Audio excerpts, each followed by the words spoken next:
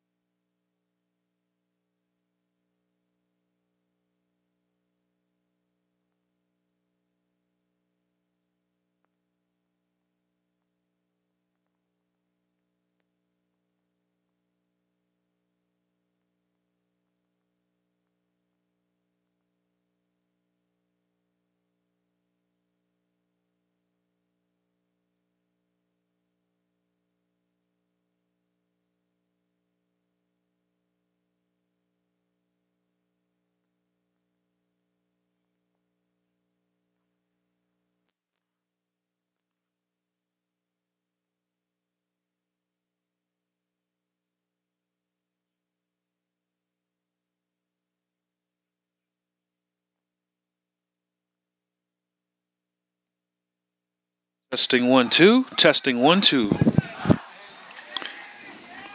Audio test. We're live here in Dunkirk.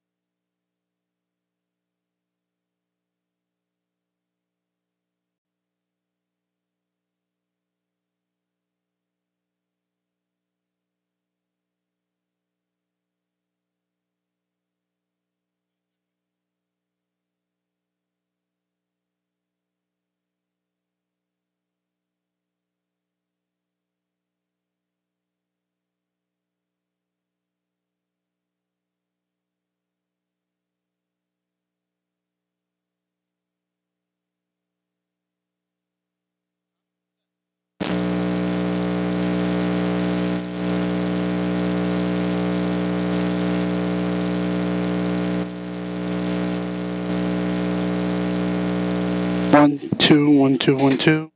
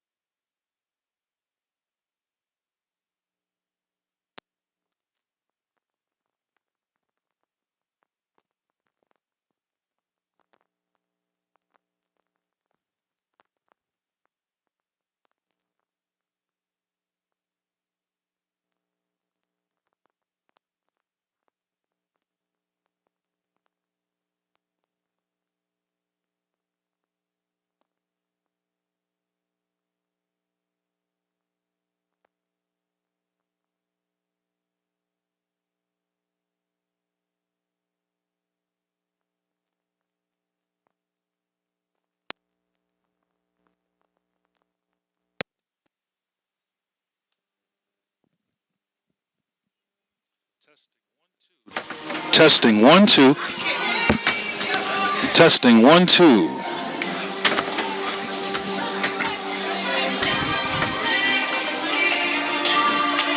Testing 1 2. Testing 1 2.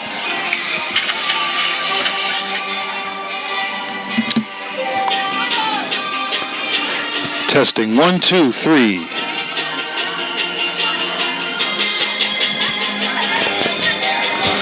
Testing 1 2.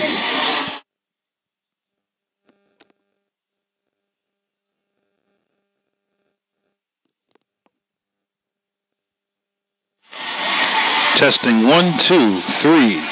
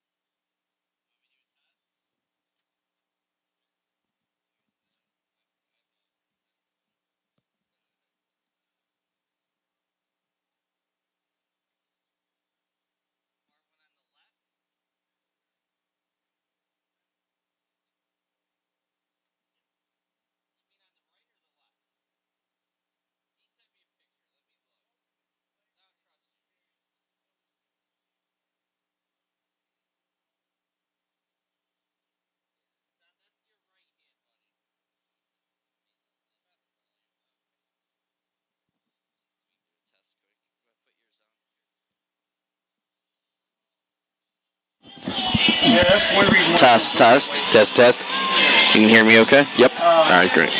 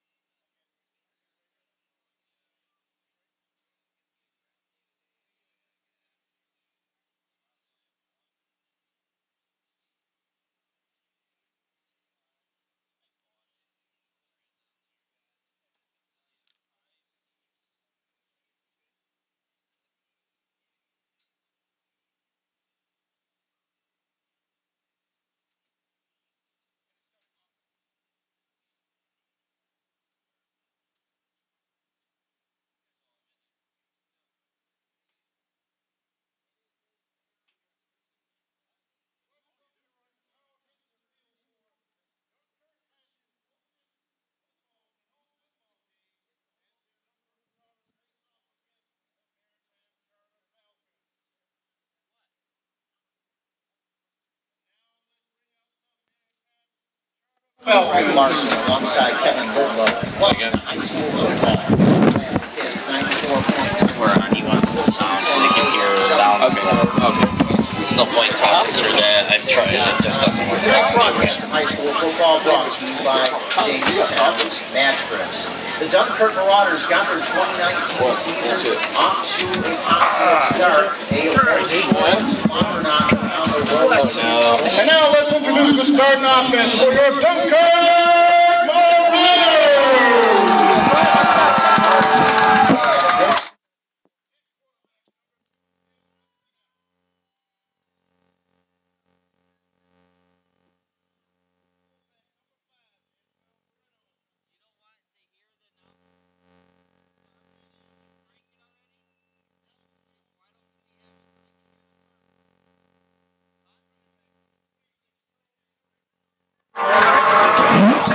Let's split in. Number 28, Hayden Ostrom.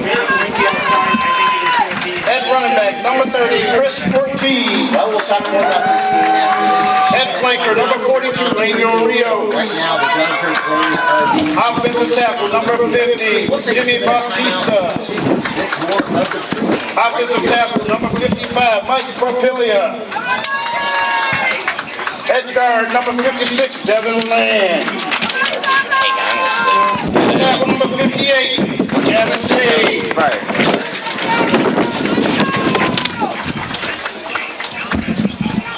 Offensive lineman number 79, Jason Pinsek.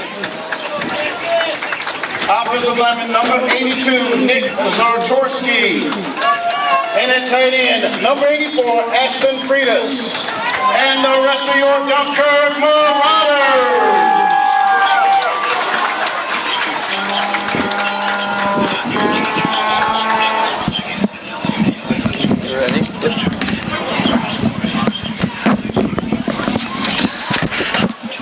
Good evening, everyone. We are here in Dunkirk for the Dunkirk Marauders versus Maritime varsity football game. I'm Shannon Davis, and I'm here with John Fryer. No Greg Krause tonight, but we have a much better replacement in John anyway. Thanks. Absolutely.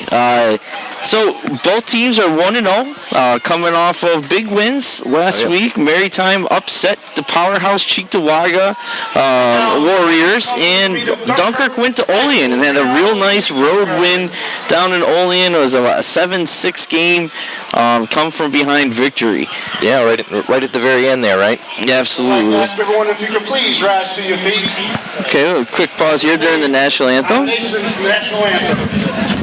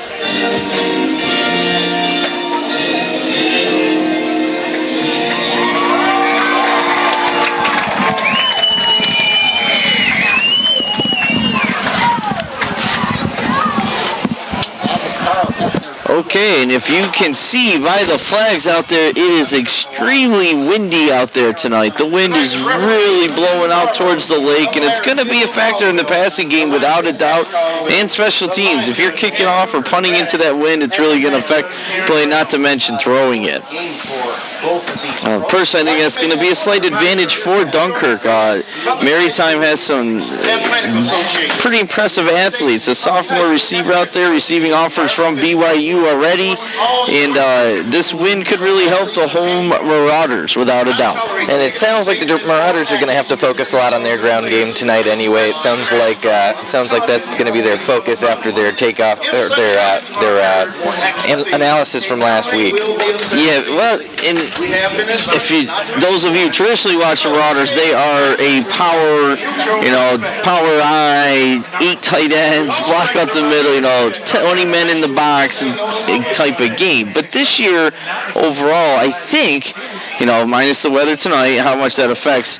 You got Phil Messina returning, junior quarterback now, started his sophomore year, and you have some athletes out there that, led by Earl Stewart, the Allstrom boys, Zatorsky, that are all decent receivers that they can hit, and they don't have the bell cow running back that they've had last few years. Kuikley last year, and before that, when they went to the stadium, they had powerhouse running backs that were just 30 carries a game, and they don't have that back this year. Maritime team that is coached by Ty Parker, who is also the head basketball coach. But I don't know how much passing we're going to see from either team in the win. And probably there have to be some short, quick passes. Anything deep, unless the wind's in your back, of course, it's going to be difficult to throw the ball.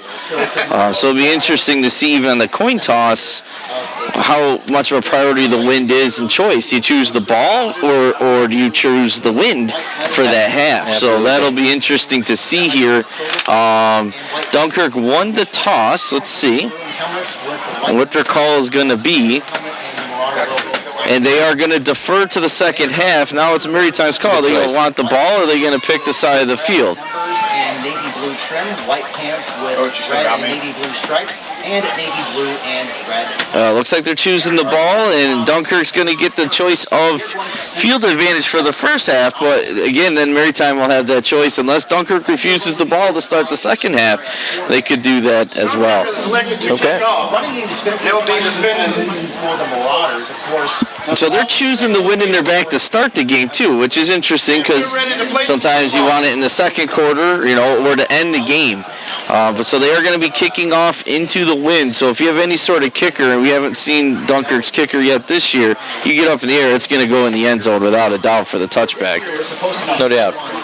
He's transferred to Southwestern. He's already plays with the Trojans program. So at this point, Kevin, who's going to be that number one running back? All right, and here we go. Special teams are coming out. It looks like we're going to get kicked off here a little bit early.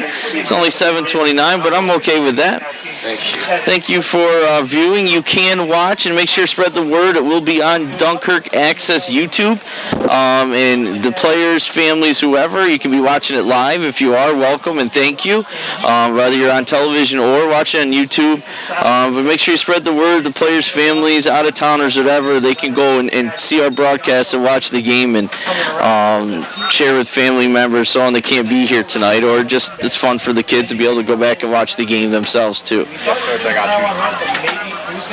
All right, so kicking off for Dunkirk is number 26. That's Earl Stewart.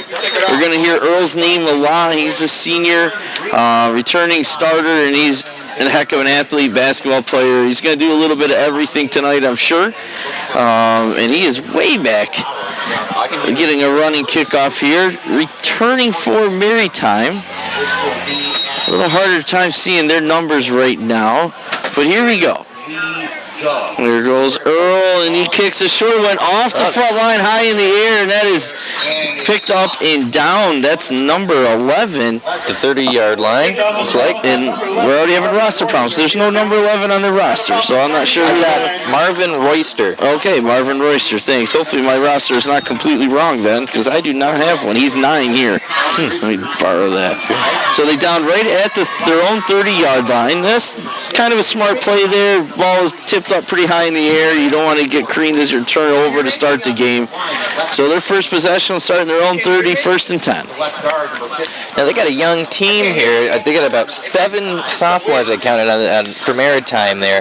Yeah, and only about 5 seniors too. So right, and even a couple of freshmen I see on the roster too. Whether they play or not, sometimes you dress kids just for the experience. But you're definitely right. It's a young team, but they're big and they're athletic and they're coming off a huge win. Line up under center with 2 wide receivers, 1 on each side, and Two backs Here we go. We're in a now set up. double wing set here. Receiver each side. Motion to the right. To the right. Washington takes his Washington hands off, and he does get, nice closure there. Let's see, that's number 5 on the carry. That's Micah Bridgers. Gain of 4 on the play, so it'll be 2nd down and 6 out to the 34. Terry makes that tackle for gain of about 3. Will be 2nd down and 2nd. Jamari Terry there at the end made a nice tackle. It looked like he was going to get around him, and he reached out and caught him from behind and held him to a 4-yard gain. 2nd down, 6. And fullback over. Well, Terry's was it from the outside linebacker spot. in the secondary. Alex Ahlstrom, Earl Stewart. Motion this time to the left. 2nd down and 7, just underway. Maritime. Once again, it's going to Bridges time right out the middle, and he's got a nice gain on 2nd down. It's going to bring up 3rd down and short. Bridges tries the middle of the line. Met there by picking on 52. Adrian Washington. 32, coach. He picks up about Number 5. 3rd down and 2 for the Falcons. Number 5 was the runner. Adrian Washington made that tackle. So we got 3rd and 2, balls at the 38-yard line. Okay, we got twins to the right this time. We got that wing back. 2 backs, 1 to left. Oh, this time the wing's going in motion back to the left. Under center, This time to Bridgers once again, and he is going to have the 1st down, getting out to about the 44-yard line. That'll be Maritime's first. Bridges on the left side of the The line. Falcons, I had to take a look. I couldn't remember what the Maritime was. They're recently down. We're not used to seeing Maritime. Those of you who don't know, they were an A school last year. They struggled a little bit. They were 2-7. But again, that's an A school, and all their games were competitive. They lost a lot of games at the end. So, you go record like that, but in A school, you're playing bigger schools, you're going to come down to B and maybe see some success. So 1st down and 10, ball at the 44. Once again, the Bridgers up the middle, this time a big hole, and another 1st down, taking the ball into Marauder territory.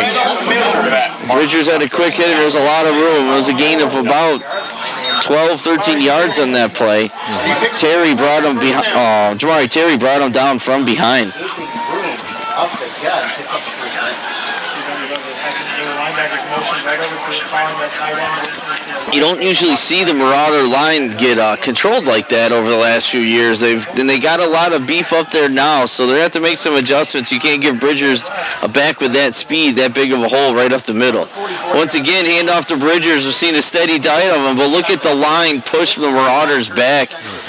He dragged tacklers there 5-6 yards after first contact, so that's not a good sign. These linemen are going to have to dig in a little bit and make piles here. It's going to be a long night for the Marauder defense. So it's a gain of about 8. Ball is spotted, where are we at? Right around the 36-yard line, 2nd down and 4. And about 2 yards to go, ball at the Dunkirk. 2. Ball placed at the middle of the field. Look at the wind even blowing the garbage around out there. It is a windy night. Motion to the left. I formation. And here we go, Bridge. This time he's met in the backfield. Quick whistle. Backfield, but there's a flag on the field. Oh, there is a flag. In the back, offensive backfield over on the far side of the field. Okay, that was number 7, Mark Milliman. Start. Okay, Time. I wonder if they're going to take that via loss. I would. Yeah, it looks like they are marching them back, so it'll be repeated down. Sometimes you lose down in yardage, you might decline it, but so that pushes them back 5. Yeah, It's promising to see him stuffing behind the line. absolutely. I think there was a little blitz there, and he got into the backfield. And now they're back against the chains a little bit. Let's see if they go back to Bridgers or they come back a little differently. So Coach Sartori's way out in the field there. He's not happy about something. Taking their time, 8:45 to go in the opening quarter of play in this Class B2 matchup. And we got Coach Sartori back again this year, and Coach Krenzer running the defense. Coach Kackelmeyer's up from the JV squad. Had a winning record last year, first time in a number of years. Motion to the right. I formation, and right back to Bridgers, and there's Terry. There we go. Nice, that's a big play. Gain of only about 1 there. That's Jamari Terry once again on the tackle. So it's 3rd and 6 here. Ball at the Marauder 40-yard line. This might be 2-down territory, especially punting into the wind like that. But we'll have to see. Hopefully we have to see. That means Marauder stopped him on 3rd down. That's right. So what's Coach Krenzer going to come up here? It seems like he's had a couple of blitzes on run blitz type designs the last 2 plays. Okay, we got a new formation here. We got 2 wings, receiver to the right, receiver to the left, and an I back. Washington this time dropping back to pass. It's a swing pass out and falls incomplete. It was going forward, so it's not a fumble. Tended receiver was, it looks like maybe number 3. Addison Copeland was the tended receiver. 4th and 6 now, and see what the Falcons do. Earl Stewart's thinking punt. He's starting to run back. But I didn't see a lot of subs coming on off the field, which usually is a sign of punt team, but we don't know. And they looks like they're going to go for it. Yep. Earl, you need to adjust here. You got twins to the right and twins on both sides, really. Right, and Earl's still back. Maybe they do a pooch punt or something, but now he's creeping up a little bit. But he's not convinced they're not going to punt yet. Motion to the middle and give it to the jet back, and he has the edge and is going to have the first down. And Earl Stewart does make the touchdown saving tackle, but that was way too easy. There was no containment there whatsoever. That's Addison Copeland in the carry. About the 27-yard line there.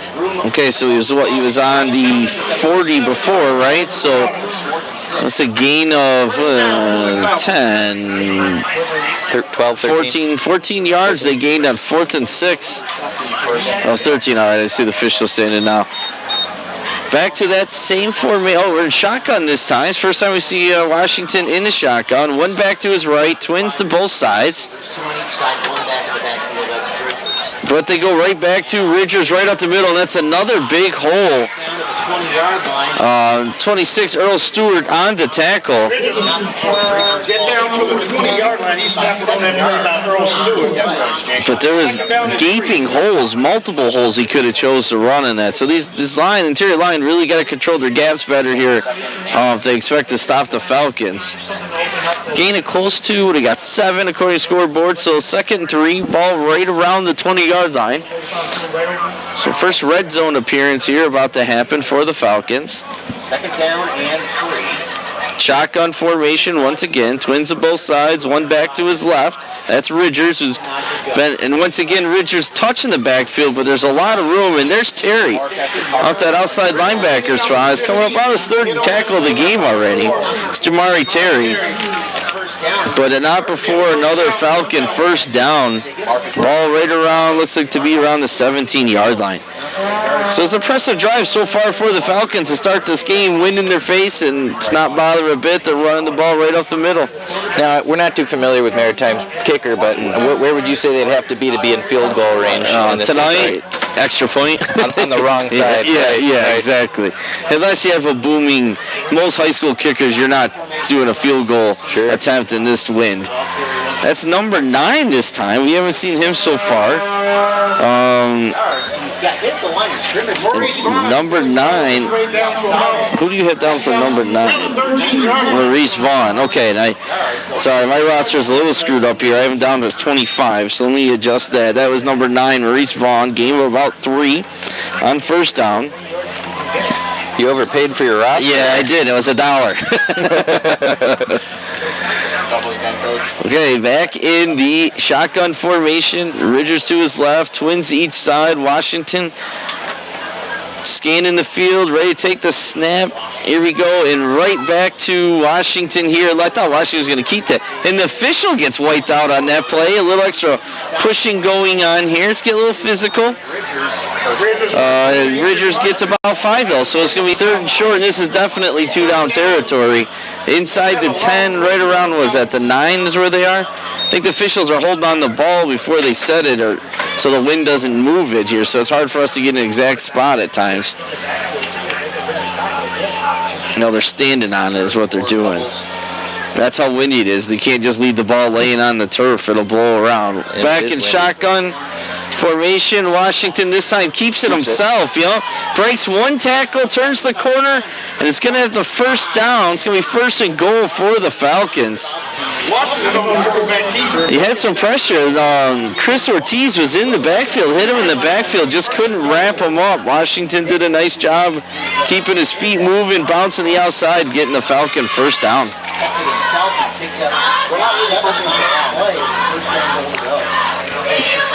Marauders sending in some goal line defense, another big man going in there. Now it's first and goal. You can see the goalpost bending over here. The wind is so heavy out there. The trees are whipping. They're trying to sell umbrellas tonight. I don't think that's going to go so well. Washington's back under center. He got a double wing T almost. Not a wing T, what I want to say here. Old Nebraska formation in here. Bridger's on the carry, stop, gain of about 1. Down to just inside the 2-yard line. What am I looking here for? The old Nebraska formation T. It's not wing T though. What the heck am I calling? Help me out here, John. Oh, no. I know, I'm putting you on the spot. Wouldn't even know. All right, they're back in this now. 3 backs. Washington's under center, receiver each side. Once again, 2 Ridgers, and it looks like he is in. Have we got the signal yet? And there it is. It is a Falcon touchdown with 3:34 remaining in the first quarter. Falcons are on the board first, 6-0. The extra point attempt to follow.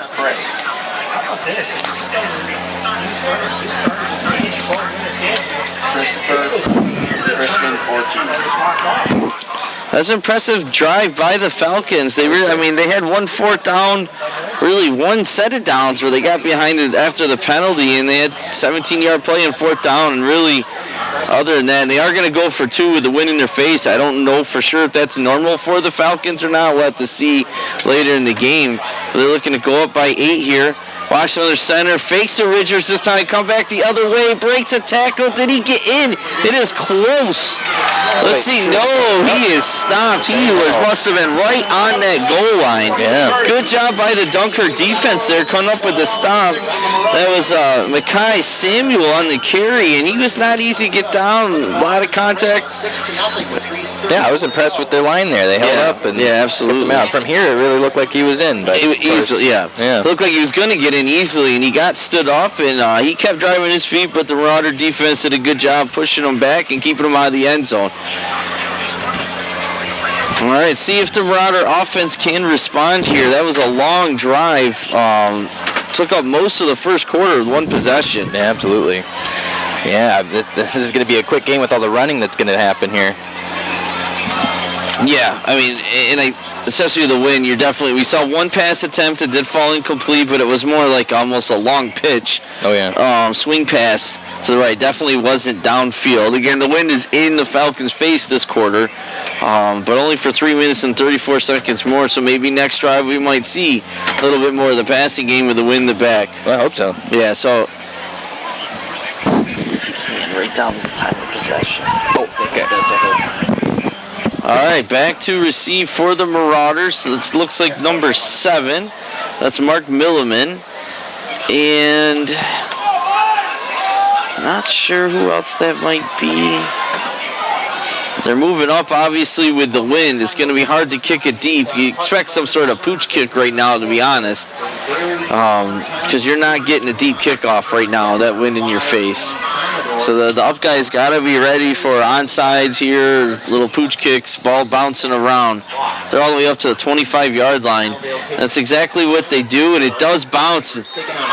But it came a nice big hop right up to Jashawn Kauser's hand, so that was fortunate, because if that ball starts bouncing around, it can get hairy. Good return, up to about the 43-yard line, where Marauders will start their first possession of their first home game of the 2019 season. So let's see what Phil Messina draws up here. I think he has a number change. I want to say he was number 11 last year. So that's interesting. I'll have to ask him about that later on. Number 2 is a good quarterback number, though. And here is a traditional Dunkirk multi-tight end set. Power I type formation, 3 backs. Messina under center. And it is that little pitch pass. Oh, big. Oh, here we go. Wow, nice job by the offensive line. That's number 30. Chris Ortiz on the carry. And I believe Chris Ortiz just came here from Gowanda. He was on the 46. He was on the 43. Okay, 43. So talking 7, 17, 20, about 20-yard gain on first down. Way to start here. And you see the size of Ortiz out there. He is, a lot of you aren't familiar with him. He's 6'3", 200 pounds, running back. And there you go, right back to Ortiz again. Positive gain on first down. It looks like it's a gain of approximately 2 yards. So he's second down and 8. The Marauders have quite the combination. You got the size and power of Ortiz, and then you got number 26, Earl Stewart, with the speed slashing type back too. So they have a nice 1-2 punch here that they're going to try to use and get the offense going, creating different looks for the Falcons defense. I'd like to see one through the air while they got the wind on their backs. Absolutely. They only got 2 minutes left to do it. Messina back under center. Once again, little pitch to Ortiz. And he is a nice job by the offensive line. Ortiz pushing forward here. I mean, they probably gained another 4 yards after contact, just pushing that pile forward there. Putting him in a manageable third down, third and about 3. So gain of, let's say, about 4 or 5 on second down. And a lot of that was after contact. So good job by Ortiz in the line, keeping the pile going forward. Definitely 2-down territory here. Third and 3. Patented Dunkirk Power I formation. This time Messina on the keeper, and he breaks through. The ball's loose, though. Now Falcons say they have it. Let's see, and so do the officials. And it's too bad. Easy from me. It looked like Messina was almost about to break through, even for the touchdown on the QB sneak, and he fumbled the ball. And Falcons recover deep in their own territory. 1:32 remaining in the first quarter. So that's too bad. Big turnover for the Marauders, and the defense is right back out there. And Falcons are wasting no time getting the line of scrimmage here. They want another touchdown. Ball, coach. He was fighting for it, and 2 guys got on him. Wonderful. Double wing motion to the right here. Yep. There's that wing back. There's a pitch of Richards. Nice cut. Yeah, a nice little block there. And there is a late flag out. It looks like it's probably going to be holding downfield. It looked like Earl Stewart, and he was calling for the hold, and he got it. You saw there, that was 26 playing in secondary, complaining and raising his arm. Come on, coach, I'm getting held, and he was. And there's the flag. It'll be 10 yards from the spot. So it's going to negate a nice gain on first down. Let's see where they're marking it off from. It's probably only going to be about a 2-yard penalty here from back behind the line of scrimmage, because again, it's 10 yards from the spot of the foul. Well, they got him at the original line there. Looks like. It's hard. They haven't put the ball. They haven't marched it off yet. You're okay, right. there we go. You're right. So back there's 1, 2, 3. It ended up being a 3-yard penalty, maybe 4 at the most, because it was downfield where the hold took place. Second down and first down and 14. It's an odd number to call out. Left side. The wing's coming in motion. Same formation here, wing to the right, Washington under center, and gives it right back to Ridgers, and driving that pile forward again. Coach, tell Jackson Pensick to stay lower. He's right up. And you can hear some of the coaches talking here, and I agree. I was about to say the same thing. The Dunkirk defensive line right now is getting a little too high, and you can see the offensive linemen getting underneath them, and they're just pushing them back, and they have no momentum to stop. They got to get a little lower, make some piles, stay in their lanes, and jam up those running lanes. For Ridgers here, it's going to be a long night. from the 29-yard line as we are. And you got double wing right here. It's really like a trips right formation here almost. Richards in the backfield. Washington once again gives it to Richards. This time, much better job in gain tackling there. It's going to be close to the first down, but only got 1 or 2 yards. They're calling second down here. No? Looks like the chains are moving, though. Okay, up first down for the Falcons. So, again, it was only 2nd and 2. But that was a little bit better job by the D-line there, jamming off some of the running lanes. Yeah. So maybe they can carry that over this new set of downs. First and 10 from the 33-yard line. Ball's on the 33. Running one more play before the quarter comes. You see the officials hovering over the ball there, holding place again. Accident offset eye. Okay, we got an offset eye, wing to the left, receiver to each side. Oh, let's see. Timeout here for the Falcons with 4 seconds remaining in the first quarter. Falcons are up over the Marauders 6-0.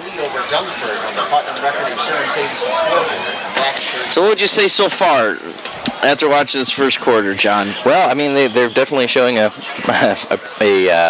intimidating running game. Hopefully, this timeout the Marauders will use to adapt their play style and stop them so they can't score before the end of the half. Yeah, you don't want to go down 2 touchdowns already. Plus, I mean, and Dunkirk's offense did move the ball too. Just unfortunately ended with that fumble at first down. They would have first down inside the 20 at least if it wasn't for that. So that's a good sign for the Marauders, but they just need their defense here, which, I mean, they gave up 6 points last week against Olean on the road. You know, they are not a bad defensive team anymore, so that's credit by any means. So you got to give some credit here to the Falcons. Bridgers' speed and power, that line's getting a good push. I agree, and they got some big guys on their front line there, it looks like. So they're giving them a hard time, but they're holding in good. With their defense seems to have it together, but can't seem to finish it off. Now, is this a situation where you don't even bother punting, where you go for it on 4th down every time? Or, I mean, obviously not deep in your own territory, but if you get up to the 50, I mean, are you bothering to punt into this wind? Well, and again, the Falcons, yeah, I mean, they're going to be switching sides here after this play, but Marauders could end up, you know, you're at the 50. Here's that jet speed again, jet sweep, play again, and this time it's not the 20 yards that they got, but another nice gain, probably 7-8 yards there. That's Addison Copeland, number 3 on the carry, and that will bring us to the end of the first quarter. Falcons over the Marauders 6-0. So yeah, back to your point. I mean, you definitely, you know, if you have any chance to get a first down, midfielder on, if your defense isn't stopping the other team and you have it into the wind, you're probably going for it. Yeah. But we'll see if it gets in that situation. I guess if it's late in the game, it might be a little different too, and it's close or you're up. You know, if you're winning, you might try it anyway. Keep it low and let it roll forward. Sure. Bigger question, how much passing is going to go on at all, especially with the wind in your back. But if Maritime keeps running the ball, they don't have to worry about it. Absolutely. We'll see if they mix it up here, the wind at their back. Yeah.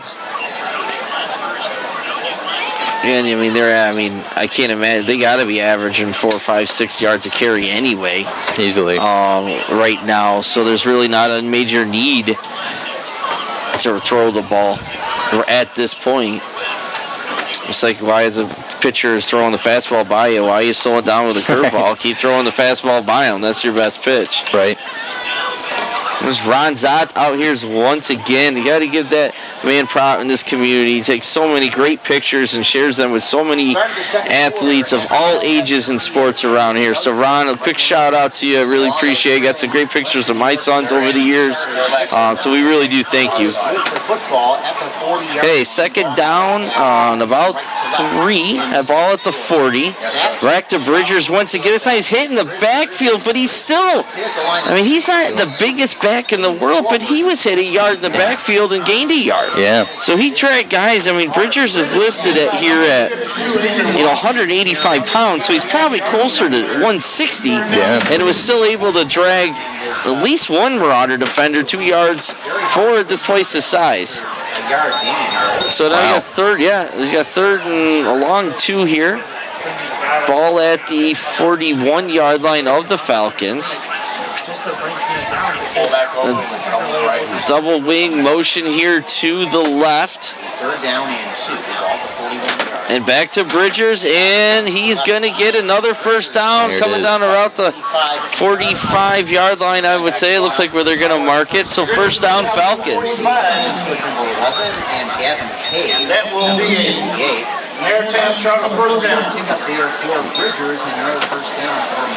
There's a Marauder limping off the field. That's number 7, Mark Milliman. Well, let's keep your eye on him.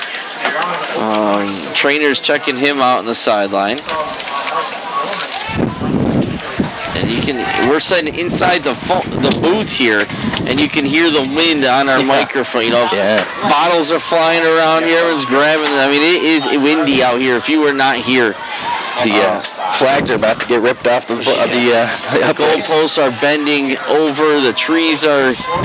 The pylons in the end zone, they never bothered to put them up. Yeah, they're blown over. It's definitely, the yard markers are blown all out of place on the other sideline. It is a windy night tonight. Washington back under center, goes to who else? Bridgers, and once again, he's going to break loose. One guy to beat, and he is going to be pushed out of bounds right around the 4-yard line. Another big run by Bridgers, pushed out of bounds by number 8, Alex Alstrom, the sophomore, making the touchdown-saving tackle. Yes, Coach. I don't know if you guys know this or not, but Alex Alstrom has recently turned into a Cowboys fan. If you saw him at school on Monday, he had one of the all-time great tight end jerseys on, Jason Witten. He might have lost a bet to me, but he wore it all day, and I'll give him props for it. And he looked pretty good, a lot better than those ugly Giant jerseys. I'll tell you that right now. You're a good sport, Alex.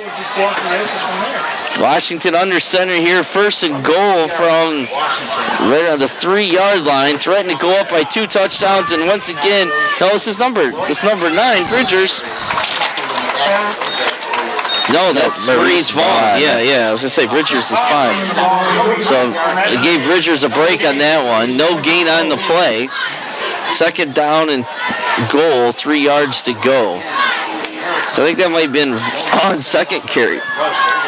But it's been a steady diet of Bridgers so far.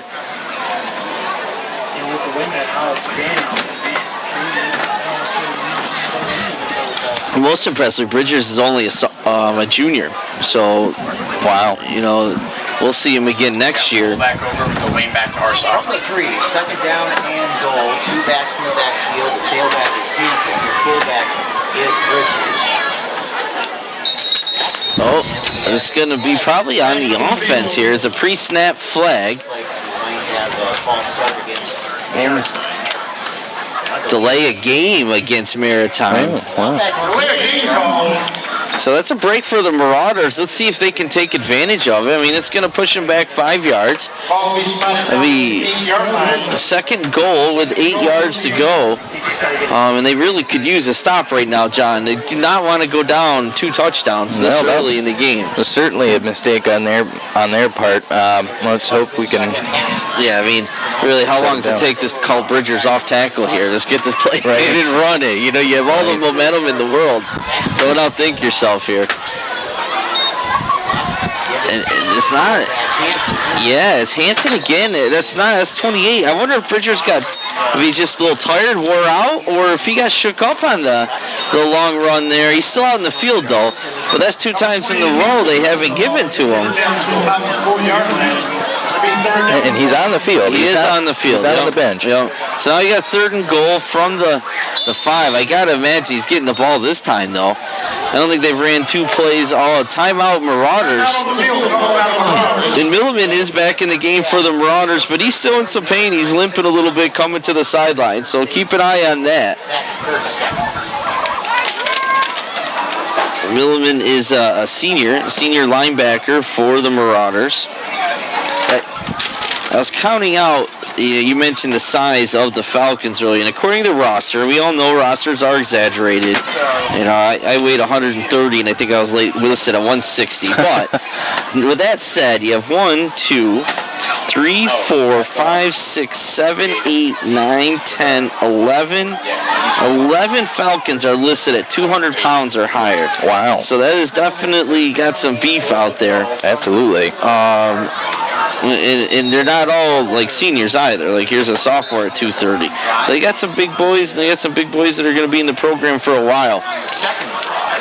But let's see what Coach Krenzer wanted to call here. Coach Krenzer is a defensive guru, a football legend around these parts. Coached many years in Pine Valley and been running the defense here, last few in Dunkirk. And it's not often that he can't come up with a solution on the defensive side.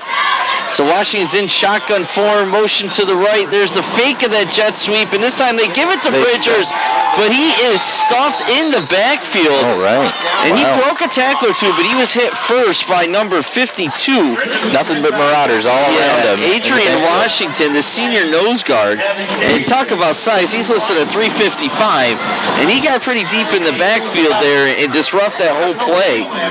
That was impressive. Now it's a loss of about 5 yards, it looks like. Yeah, it's fourth down. Fourth and goal.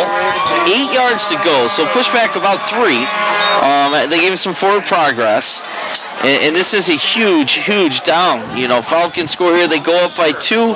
Marauders could get a big stop. They'd have the whole field to go in the face of the wind. But what a momentum turn this could be if Marauder comes up with a stop. Washington's in shotgun form. Copeland once again in motion. It is going to be a pass play under heavy pressure here. And that's Ortiz. Oh, no, they're going to give him a flag. Are they going to call that a horse collar? I have to disagree. I would too. I don't see. Know if that. I wish we had the replay going tonight. Excuse me. That was a beautiful play. Ortiz has got some legs on him. Yeah, what a shame. I mean, he did have the back of his shoulder pads, but it all depends how you bring the guy down for it to be a horse collar. Right. It's not an automatic penalty if you grab the back of their shoulder pads. But the official interpreted that was a dangerous play and called the horse collar, which is going to be a 15-yard penalty, automatic first down. Oh, that is unfortunate for the Marauders, yeah. I guess they'll probably give them half the distance to the goal here, considering where they are. So we'll see. They're spotting it right around the 9-yard line, but they're not giving them first down. Okay, I thought it'd be automatic. I apologize. So it's still fourth down here. I wish we could hear I don't know. I'll have to check on the rulings here. I apologize, viewers out there. But it's fourth down, 9 yards to go. Fourth and goal. Washington in shotgun. Trips to his right. He's looking right, short side of the field. Going still short of the end zone. It's going to be pushed out of the bounds and stopped. So what a huge stop by the Marauder defense. Wonderful. Yeah, right around that second or third yard line here. I believe that was their first pass of the evening on either team. Second pass. They threw one incomplete flare pass in their first drive. Sure. Really the third pass because they got sacked by Ortiz in the play before. So 2 huge plays in a row, really 3 or 4 big plays in a row by the Marauder defense, who had just been bleeding all over the field in the first 2 drives. To come up with that stop with 7:44 remaining in the first half was an outstanding job. Now they need to move the ball. You got Messina under center. You got a wing to the right. And Messina looks like he's going to do the keeper. And he snuck through there again. And if you've watched Dunkirk football the last few years, they love the QB sneak. And they're by far the best team I've ever watched run the QB sneak. And they don't do it just in a half-yard situation. They'll do it in any down, and they'll get 4 or 5 yards just like they did on that. 4 yards, give them a little breathing room. Second down and 6. Wind is in their face, so punting this deep in their own territory would be very difficult. So a couple first downs are critical here. Messina under center, give it to the big man Ortiz, but he is brought down quickly. Maybe a gain of, gain of 2 or 3. About 2. Yeah. 11. It'll be third down and 3. Okay, the Sarge is telling me it's 3rd and 3. So at the 11, we have an injury timeout here. It looks like a lineman. I can't see a number here. You hate to see that, grabbing his knee. Hopefully it's just a little twist here. That can be very painful. About 6:49 to go in the first half. So we'll take a timeout right here at 10 to 2. Maritime leading Dunkirk 6-0. Can't see. Is that number 58? That's what it looks like. I hate to say the wrong number since you're watching for home, but that's Gavin Cave, who's down for the Marauders. Gavin's a junior lineman, 6'4", 270, so it's a lot of size out there. Just hope the young man's okay.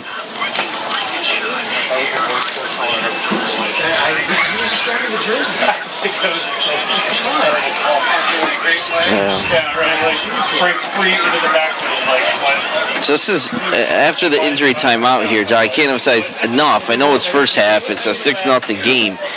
But after that big stop by the defense, the offense has to give them a break and at least get a couple first downs here to shift field position. Absolutely. Especially going into the wind, there's no opportunity to get any distance. No. I mean, if you get a 20-yard punt off right now, it has to be a line drive, roll, get a roll. I mean, it'd be a miracle even to get it to the 50.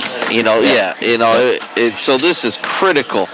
I don't know if we have a time possession. Their first drive was 12 minutes all the way down to 3:34-ish, so just under 9 minutes. Dunkirk had a couple quick first downs and a turnover. Then they had another, so Falcons drove the length of the field again. They started right around their own 20 and got first and goal. So the defense and time possession is all Falcons so far. So the Marauder offense needs to stay on this field. He is still on his back as the trainers are still looking at Gavin here. And how fortunate Dunkirk program is to have an athletic trainer here. It's really a big movement across Western New York. There's still, across the nation really, but still a number of schools that just can't afford to have a trained trainer on the sidelines. And as a former coach and even a dad, my son injured last week, and no trainer on the sideline puts the coaches in real tough situations to make educated decisions, and so it's really important to have these guys out here. So and that's got to be the future of football. Any sports, really. Any sport, absolutely. But football, most notably on a national scale, I think is taking the most amount of flack for it lately. And to continue putting kids through these programs and have professional sports even down the road, we got to take care of our players early on. Yeah, absolutely. Safety and protecting these young men. When adrenaline's going, you don't realize how hurt you may or may not be, and coaches don't always know how hurt they may or may not be. And to have an educated, unbiased voice out there really makes a big difference. Messina's under center, 3rd and short, turns and gives it to Ortiz, and he is fighting, and it looks like he's going to have a first down. Right. Yeah, right up, look, just shy of the 15-yard line, and it will be a Marauder first down, and that's a big first down for Marauders. And there you hear Sarge is patented first down. Fans are starting to they need to have a long drive here. First half of this contest, and he picks up 5 yards and makes the change. So far it's been all Ortiz for the Marauders and all Bridgers for the Falcons, but there are other weapons on this field, and let's see when they come into play. Let's see Earl Stewart touches the ball the first time. We know the coaching staff's looking for some big plays out of Earl. But once again, we're in this stacked I formation. Messina under center, and once again is going to Ortiz, and he's still falling forward. Was the ball out or was he down? I would say he was down. They are ruling him down. The ball came out late. It looked like he was laying on the turf. But it's always a scary thing. But that's a big gain, and that's for ugly yards. That's not a flashy, big hole run. That's an old school power run up the middle for 8 on first down. Absolutely. No, that is their style today. Up the middle and power it through. Today. We haven't watched them much lately. I have not. For seasons, yeah. And that's what they do. That's the Marauder way. And we didn't think they'd be able to do that this year, but Ortiz is really, and here's their patented QB sneak to Messina, and look at the offensive line in that push on a QB sneak play. You gain 4 yards on a QB sneak every time. You never have to punt, and that's the Marauder philosophy. There we go. We said they needed a couple first downs. I think they love a few more here. Ball's out to, let's see, it looks like right around the 27, 28-yard line. Again, it's hard to see the exact spot of the ball because the officials are holding it. But that's 2 huge first downs so far in this drive, and hopefully they can keep it going. You're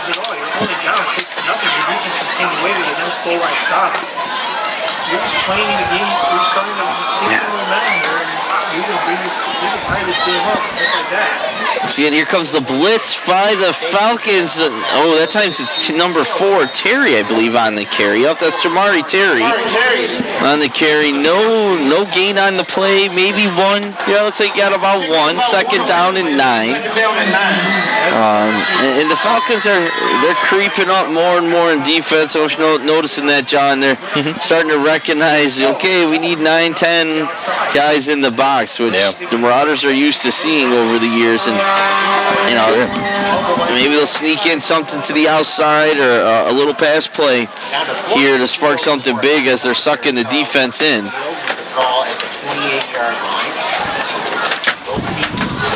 Hear the wind whipping around here in the press box again. Whistle blow before, and okay, Marauder timeout. 3:49 remaining in the first half. Coach Sartori saw something he didn't like, or he feared delay game, or just didn't like the formation play call. So not a bad timeout then. It's first half. You're not comfortable with it. You got the ball deep in your own territory. Call timeout and reset. Absolutely. So often, especially in the first half, you see coaches hang on these timeouts and never end up using, and a mistake happens. So that's a veteran timeout call by Coach Sartori.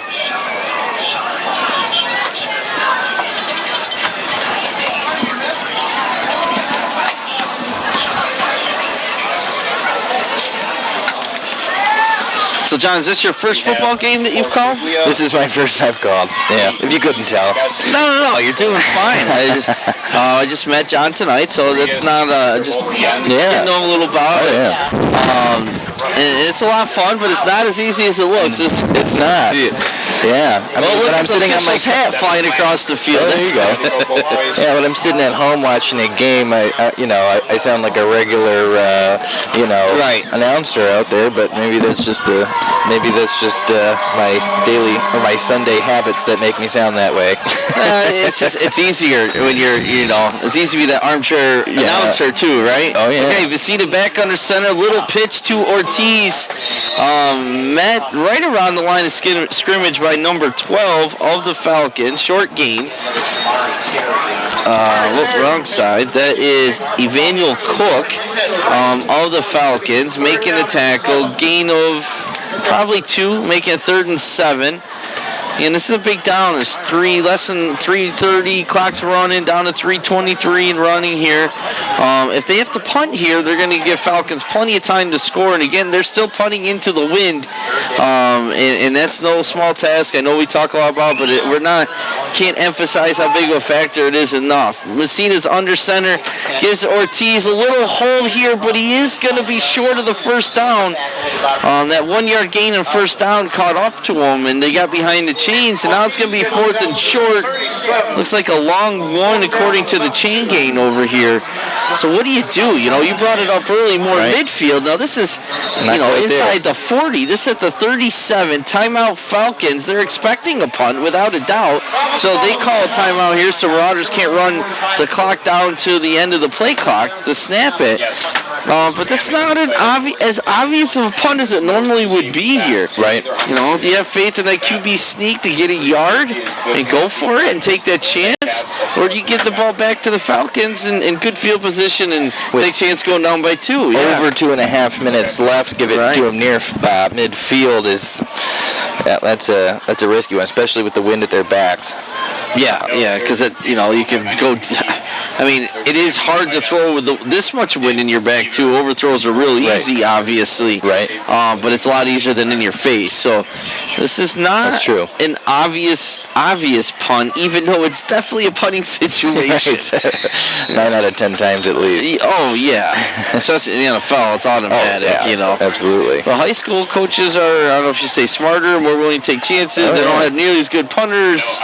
There's a lot of a lot of risk factors here, and I think they're going for it, or at least they're going to pretend to. I like the call. Maybe they're going to try to draw them off sides, the patented fake going for it here, but no, they pitched to Ortiz, and he is. Oh, that's gonna be close. That's a close one. That's really close. It's all gonna go down to the spot here. He took a step to his left, the side judge down here. He's gonna. Well, even right where he's standing, that's good. Based on where I bet they at least measure this. And the officials are trying to look here. Falcons coaches are calling. No, he didn't get it, and they're first down. No measurement. Wow. I knew it. The Falcons coaches want at least a measurement. The Marauders are getting right to the line of scrimmage, and they're going to snap it. Snap the ball. No, the officials aren't going to let them. They're going to get the Maritime coaches and the head judges over there. But at least measure it, appease people here.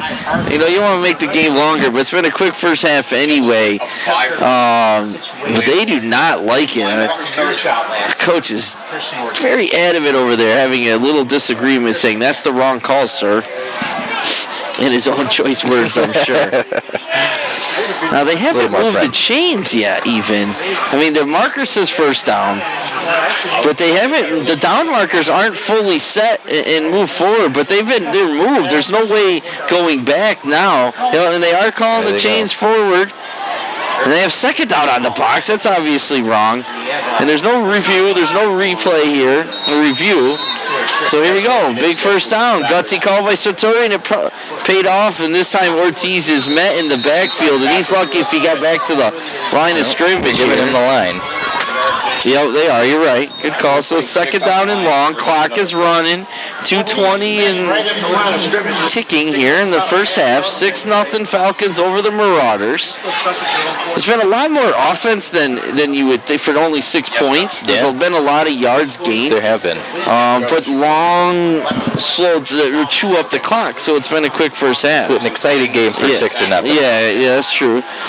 This time to the up back here. That's 42. First time we called his number, so that is Angel Rios, junior, really listed as a wide receiver DB, so it's an interesting little call there, trying to run him like a dive up the middle.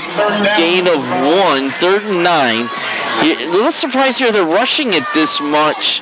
3rd and long. You thought they might want to let the clock run down a little bit. Messina is rolling back to throw into the wind under pressure, and he is going to go down. Big sack and loss on the play. Todd, did you get a number who had that sack? I missed it. Okay, we got an injury timeout here too. But he was right in Messina's coattail as soon as he turned there. He had no chance to get rid of the ball. Like I said, there is a Falcon player down, and 52, who is Isaiah Jean-Pierre. Okay. Junior on defensive end. He's up on his own will. He's got a little bit of a limp to him. Yeah, that's a good sign. He's walking off on his own, so we'll try to keep an eye out and see if he comes back. But now you got 4th and long. I think you have to try to punt it here. I can't see a way around it. Yeah, I mean you're at 4th and 15, 1:21 left. The clock should, unless they use a timeout, which I didn't see. You would think the clock should start running again, though. It doesn't. Well, yeah. Right. No, they called it in the snap, and why would that be? It was a Falcon player down and hurt. It was a sack play, so it wasn't incomplete. I'm not sure why the clock wasn't running there, but they're outside of the injury, it should have restarted. That's Messina over and falls incomplete. Intended receiver. Excuse me. That is Enwell Barreto. And that falls incomplete, so it's turnover down. So I'm really shocked here in the clock management a little bit. I'm a little confused why the clock wasn't running after the injury, unless there was a timeout call that we didn't see. That is possible, because Falcons might decide to take one, because obviously Marauders you would think, run that clock down as long as you could there. Yeah, but I believe they had one timeout left. From my memory. And Washington is in shotgun formation, trips right, lone receiver to the left. Wyndon is back, and he gives, fumble. Ball's loose. Handoff, the ball's out. Let's see who fell on. I think he was doing a little play action, to Bridgers there, and was trying to pull it out, and Bridgers might have wanted the ball, and it came loose, but Falcons do get it back, 2nd down and 10. Second down and 10. And you can see there the official, we got it zoomed in. The official is literally straddling the ball. You see the wind in his pants just whipping. But if he doesn't do that, that ball is going to take off. That's how windy it is. And now he's trying to get out of the way as quick as he can. Yeah, like National Geographic. Clock's still running, 35 seconds. Washington in shotgun formation. Coaches are going nuts, hopping around. And there is a whistle. And are they going to get another timeout? Marauders. Okay. Not have the back wide receiver covered at all. All right, there was an unguarded. It looks like Marauders had a little communication issue or formation issue, and they left the receiver unguarded. And I don't know if the coaches called that or a player recognized it, but they called the timeout before the snap was off. A good job by the coaching staff, because that could have been a big mistake. Mm-hmm. Decent crowd tonight, even with the wind. Marauders' first home game of the year. You're playing a Maritime team that no one knows a lot about in this territory. They, like I said, they were an A school, so they're new to B.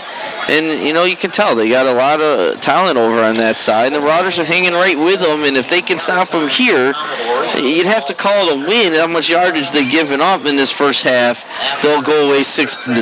It would be a win in that sense. Right. And they get the ball to start the second half if they choose the ball. Right. Which I'm guessing they will. Trips, far side coach. Okay, once again, you got trips to the right. Washington in shotgun formation. Lone receiver here to the left. To the right, one to the left, one back, one to his left in the backfield. Oh, another fumble.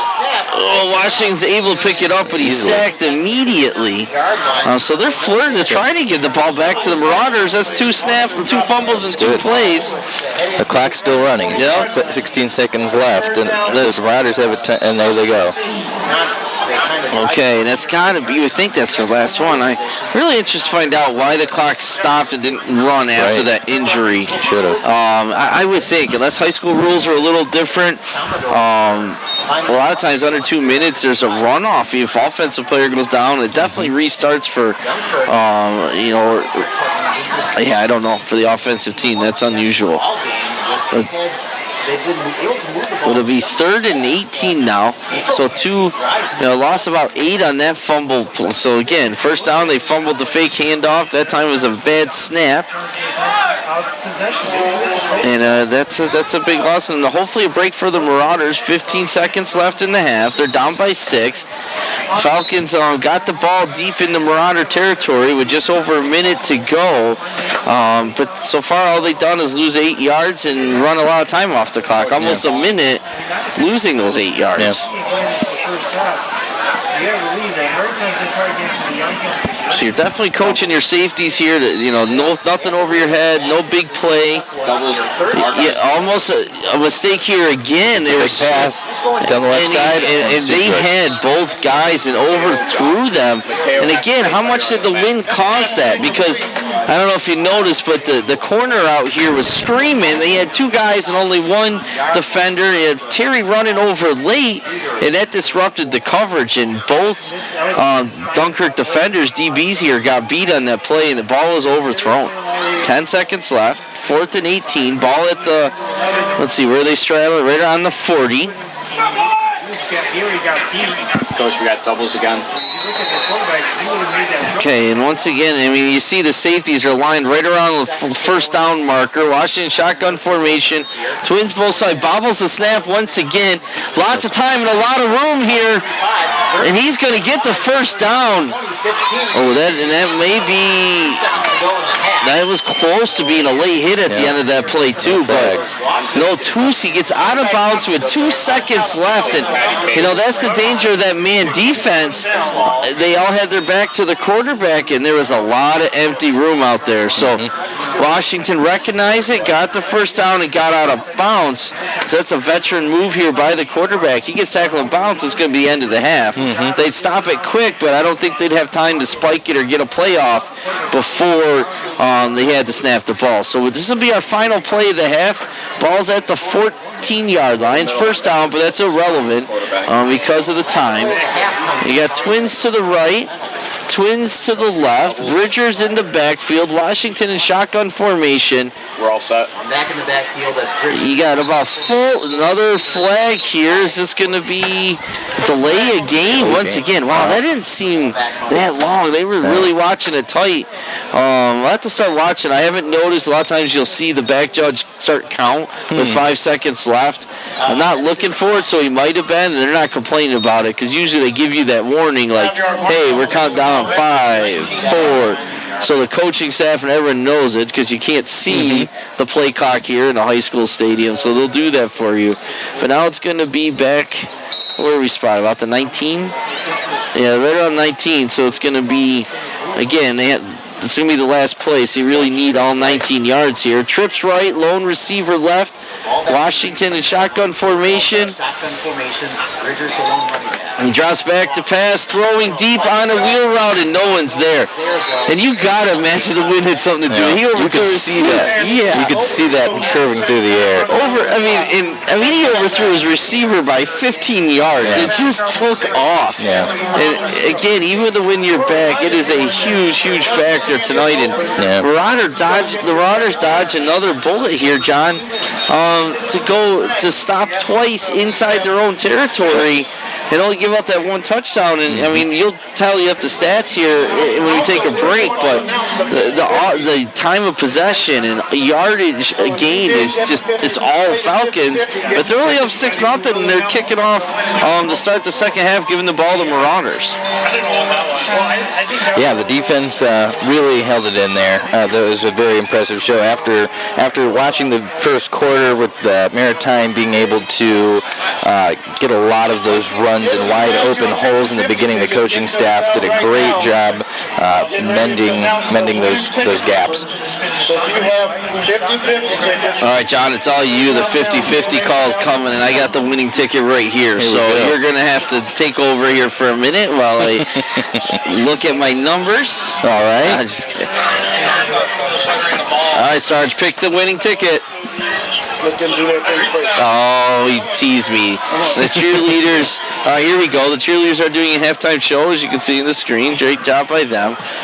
But again, as you were saying, I mean, for them to stop on 1st and goal, right around the 3-yard line, a Falcons offense that had just marched down the field twice, and they come up with that stop, get the penalty on 4th down, the first stop, and everyone up here, including myself, thought it was questionable call, overcome that, and stop them again, and then they stop them to end their third drive again in their own territory. That's a great job by the defense. Now the offense has to do their part. They gotta do something, because they can't expect the Marauders defense to hold this offense with Bridgers and Washington and others. It's only 6 points, so they got to get on the scoreboard here in early and more than once. You can't win back-to-back weeks 7-6. I wouldn't That's think. right. That would be a pretty tall order, you know. Yeah. You know, they were in the same boat last week, though. They're down 6-0 at the half, and they came back, like we talked about earlier, and beat Olean on the road. And Olean is a powerhouse, and the win 7-6. But I don't recommend that strategy this week. No. Yeah, if you can avoid it.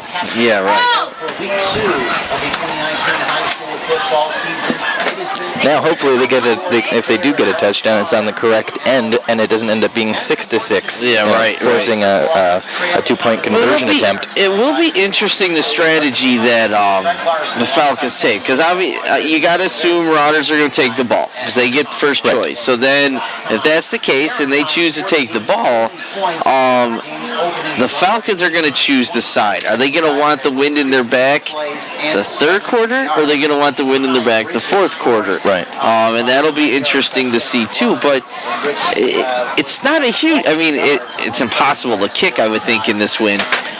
With it in your face, but you saw the effects of throwing with the wind in your back. I mean, he overthrew both those passes. That you got to imagine the wind had a big part of that, going deep Washington for the Falcons there at the end of the half. so far. Dunkirk able to... All right, we're gonna, I think we'll take a small break here right after they announce my 50-50 ticket winner. Just kidding, I never win these things. Yeah, once again, Sarge pointing out a good point. Good job by the cheerleaders. We're gonna take a little break, and we'll be back to go over the stats and get us started in the second half. 8-7. Of the half, so that's where we stand right now. 8-6-4.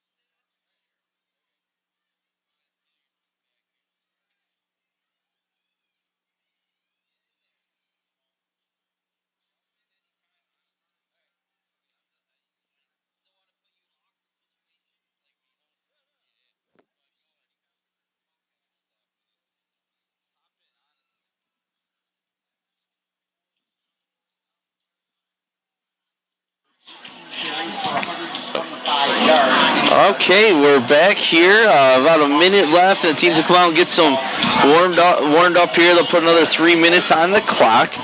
If you saw earlier, there's a great shot of the moon. We haven't mentioned it yet, John. It is Friday the 13th. It is Friday the 13th. We got Thriller playing in the background. Exactly. Great choice by Sarge. And it's a full moon.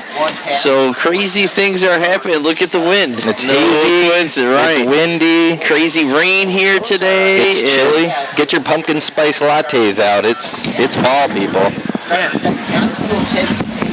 So yeah, it's definitely been an interesting game here. John's got some first half stats to share. So what you come up with, John? So Bridgers, unofficially. This is very unofficial. When I remember to write the numbers down, I do. Right. But I think we're pretty accurate. Bridgers had a big first half here. 82 yards on 12 touches. It's almost 7 yards a carry for his first half. So big first half for him. The quarterback Washington also had 25 yards on carries. 6 yards passing. He only had a couple carries, but he had that one big one. Big fourth down, fourth down run up to the 5th yard line, somewhere around there, 5 yard line. And then number 30 for Ortiz. Dunkirk. Ortiz, he had he's having a day. He's got a lot more left in him, I think. 36 yards on 5 carries. 5 carries, wow, okay. I was thinking he had a few more than that. But actually, Dunkirk hasn't had the ball that much, too, Yeah. He might have had a couple more short carries that I missed, possibly. But okay, yeah. I mean, but you're right, though. It is a good point. Bridgers had 12 carries, their primary back, but they've had the ball the whole first half. Yeah. And Marauders really had 2 possessions. The first one, quick first down, and then fumble. Yep. And the second one, they got 2. So, yeah, I mean, it's even though he gets the ball a lot, you're right, it probably is definitely maybe 7 at most. Right. Right. Yeah, that's what I'm thinking. How many snaps did Dunkirk even have, really, in the first half? Yeah, I mean... It's definitely under 15, I would think. About a dozen. Yeah, so Ortiz having at least half the carries right around there. That makes sense. Surprising, though. Sorry to interrupt. No. We got a lot of room for improvement in the second half here. They got to keep the ball on the field, move the sticks, and that's what it's going to take to win this ball game. It's going to be a grounded pound type of rest of the game. We're going to keep going at it. The wind has died down, though, it seems, a little bit. Well, now that I say that, it looks like it's going crazy. No, the camera guys say, no, it hasn't. No, it hasn't. It's nice and calm here in the booth. You guys outside, I guess you guys can deal with that. How about give us another shot of that moon if you didn't catch it earlier? It is spooky, creepy, beautiful moon out here tonight. Here we go. I mean, it's impressive. And the temperature-wise, though, it's perfect. Great football to play in this weather, but any quarterback or receiver is not loving this win tonight, or any special team player with returning or kicking or punting. It definitely is not going to be your favorite. Well, my wife's not too happy with it either. She says I'm cranky because of the full moon. And all those parents out there with young kids are definitely not happy either. That's right. I'm sure any crankiness today, right, anyone is going to be blamed on this creepy, what was I going to say? Creepy full moon. Yeah. All right, so keys to the second half, John. What are you thinking here? Well, what more can you do? Gotta open up some gaps up front, man. It's going to be all up to the Ortiz. I mean, he's a big guy, so he's not going to have trouble if you give him a little bit of room. He'll take the ball, but you got to get that offensive line to open up some gaps. What do you think? Yeah, and I'd like to see Earl Stewart get involved here a little bit. He's your big play guy. He's a returner. He can jump out of the gym. He's fast. He's elusive, and he's got a little bit of the Stewart attitude, like cocky. Like he needs the ball. He brings energy to the offense, and I don't think he's touched the ball yet today. I don't know. In that first half, again, there hasn't been a lot of snaps by the Marauders, but that would be another key. That might loosen it up a little bit. The defense for Ortiz, too, is definitely a big man and is pounded up the middle without a doubt. And the Falcons did choose to win in their back to start the game. So Marauders will finish the game with the wind in their back. We'll see if that comes into play. And they gotta get Bridgers under control a little bit. 82 yards unofficially in the first half. If he gets that many yards again in the second half, I think they're putting up more than 6 points. I think they get the win. So that's something to keep an eye on. I think that's fairly obvious. But to me, I want to see Earl get in the game, a counter, reverse, swing pass, and they're going to have someone hold that kickoff. I can promise you, too, as you can see it rolling. Let's see, who is that kicking off? I can't believe the officials aren't making them already. For the Falcons. Said 83. And that's okay, no whistle. I think it was such a rush to kick it before the wind blew it off that I don't think the officials gave him the go-ahead yet. So they're going to bring it back. I don't see a flag. I just don't think it was, okay, son, go kick it. So they're going to make him re-kick it. And let's see if they get someone to hold. Is that 88, you said? I thought it was 86, maybe. 86? No, I'm not seeing an 86. Okay, I have 88. Alex Oliveira kicking, if there is an 88. I don't know if that is the right number. Back to return, you got Milliman back in the game. He had a hurt ankle earlier. And maybe Rios over there. I'm not sure. I can't see the number of the far returner, or it could be Stewart too. This time they are lit, and I can't believe they didn't kick. Oh, short kick. Terry fumbles it, but they are able to jump on it. So it must be that Maritime doesn't have a good kickoff guy, because this win your back, you think anyone that can kick the ball at all is kicking it into the end zone for the touchback. So they might not have a strong kicker. Again, I haven't seen Maritime play, being an A school in the past, and so I don't know the history there. He looked uncomfortable with the wind. I mean, that's they true. should have had a holder. Yeah, you're right, and I can't believe they wouldn't want a holder there. Have your safety coverage guy hold the ball. He's not sprinting down the field anyway. So it's down at the 33, first down and 10, and okay, they come out with twins right, and we haven't seen this for one back. Looks like that is Ortiz in the backfield, Messina under center, but they go right back to Ortiz, and there was one guy to make that tackle, and he did. And guess who? It's Bridgers in there on the tackle, so there looked like there was going to be some room on that play, John, and Ortiz was swallowed up quickly by Bridgers, and maybe number 12 in there was also Emmanuel Cook, and you can hear, I don't think the wind's died too much, as you can hear it whipping through the microphone. It's back. Oh, yeah. I don't know if it left. We were just hiding under cover here. Yeah. Second down and 9, ball at the 34-yard line. And Marauders need to do something. They need a drive here to start the second half and keep momentum going. Oh, where is the ball? That was a quick handoff or direct snap, maybe.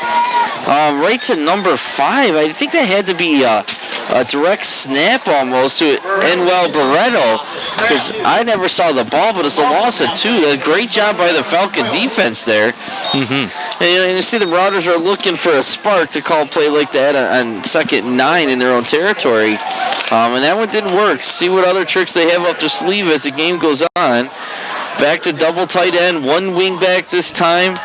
Messina's back to throw, wind in his face. There's nice ball out there. Yeah, that's a nice ball into the wind. Messina completes his first pass to number 42, Angel Rios, to give him a shot here. Pass is caught by Rios. How many yards was that there? Let's see. It was 3rd and 12. Why isn't? Okay, there goes the box. I thought there might have been a flag. So we're talking. It's about maybe an 11-yard game must be. They're looking at the first down. Let's see. And the Marauders are going for this based on what they did in the first half. You got to imagine QB sneak here. So it's about 11-yard completion. It was a great ball. Messina tight spiral into the wind. Messina under center. Quick snap, and it is a QB sneak, and he is going to get the first down. And that line is doing a great job. He almost broke through there. And everybody knew that was going to be QB sneak. So, he gets 3-4 yards and a first down for the Marauders. Sarge is getting excited. Let's see if the Marauders can continue that.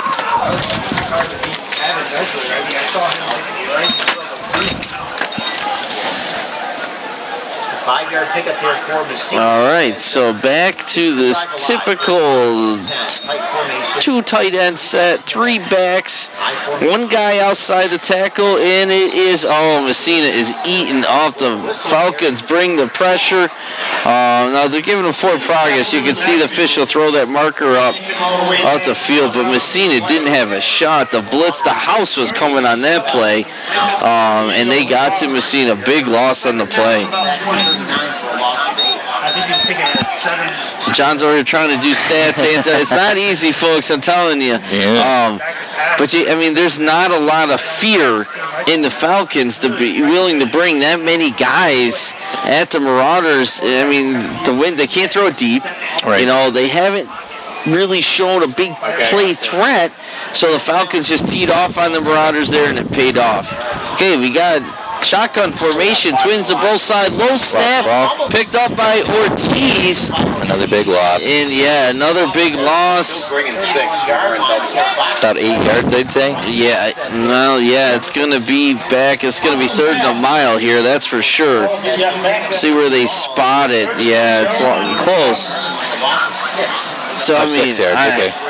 How many plays into the wind do you have 3rd and, that looks like it's over 20 yards to the first down.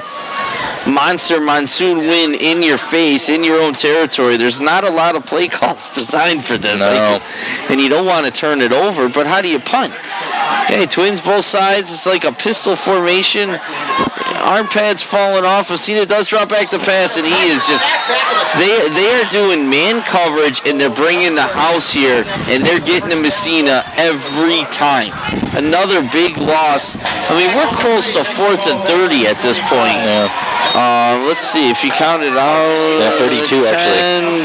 20, 30, 4th and 32. Wind in their face. Officials are holding on their hats literally right now out there on the side here. And how do you not? You got to punt here. But there's some confusion on the formation. Okay, it looks like that might be Earl Stewart back to punt. Good snap. And look at that wind. That is a line drive punt that literally stopped the ball midair and it came right down. Bounced backwards. And that's why you weren't putting before, but they had no choice on 4th and 30 deep in their own territory. But that was amazing. I don't know how well you could see that on the camera, but that was a low line drive punt. The best he could do. It was the right idea, and the ball stopped dead in the air and dropped straight down and blew back. Oh boy! So now once again the defense is, being asked to do maybe the impossible here. Stop them once again in their own territory. Washington's under center. Fullback over motion to the other side. Okay, fullback motions to the right wing, and they're going to go right behind him with Bridgers. And the defense, that's Terry hitting them first. And again, Terry does a great job. That's Jamari Terry. He's a sophomore, big kid. And Matt Bridgers in the backfield, and Bridgers still gets a yard out of the play. But good stop by Terry there, 2nd and 9. 3 more downs, without a doubt. It's 4 down territory here. They got 3 more downs to stop them. And fullback over. Okay, fullback motions over here once again. Wash on the center, same playoff tackle to Bridgers. A little bit more room here, but not enough for the first. He's got about 5 yards on the play. So we're going to have 3rd down, maybe less based on that spot. Okay. So he, it was 2nd and 1, now it's 3rd and 6, so he got, what's that, help me out, 3 yards on the play. Yep. 3rd down 6, ball on the 25, it looks like, Okay, fullback's over the left side here, the wide side of the field, receiver outside of him, and once again, as Bridgers off tackle, cuffs it back to the right. He's still going, and he does a great job staying low, keeping the legs moving and moving the chains. 1st down, Falcons. Bridges gets it down to Stood up and gave up on the play. That's the 18-yard line there. Adrian. Falcon 1st down. So a new set of downs for the Falcons, marching closer and closer to that end zone, looking to go up by 2 here in the 3rd quarter. 5.5 minutes remaining. Clock's running.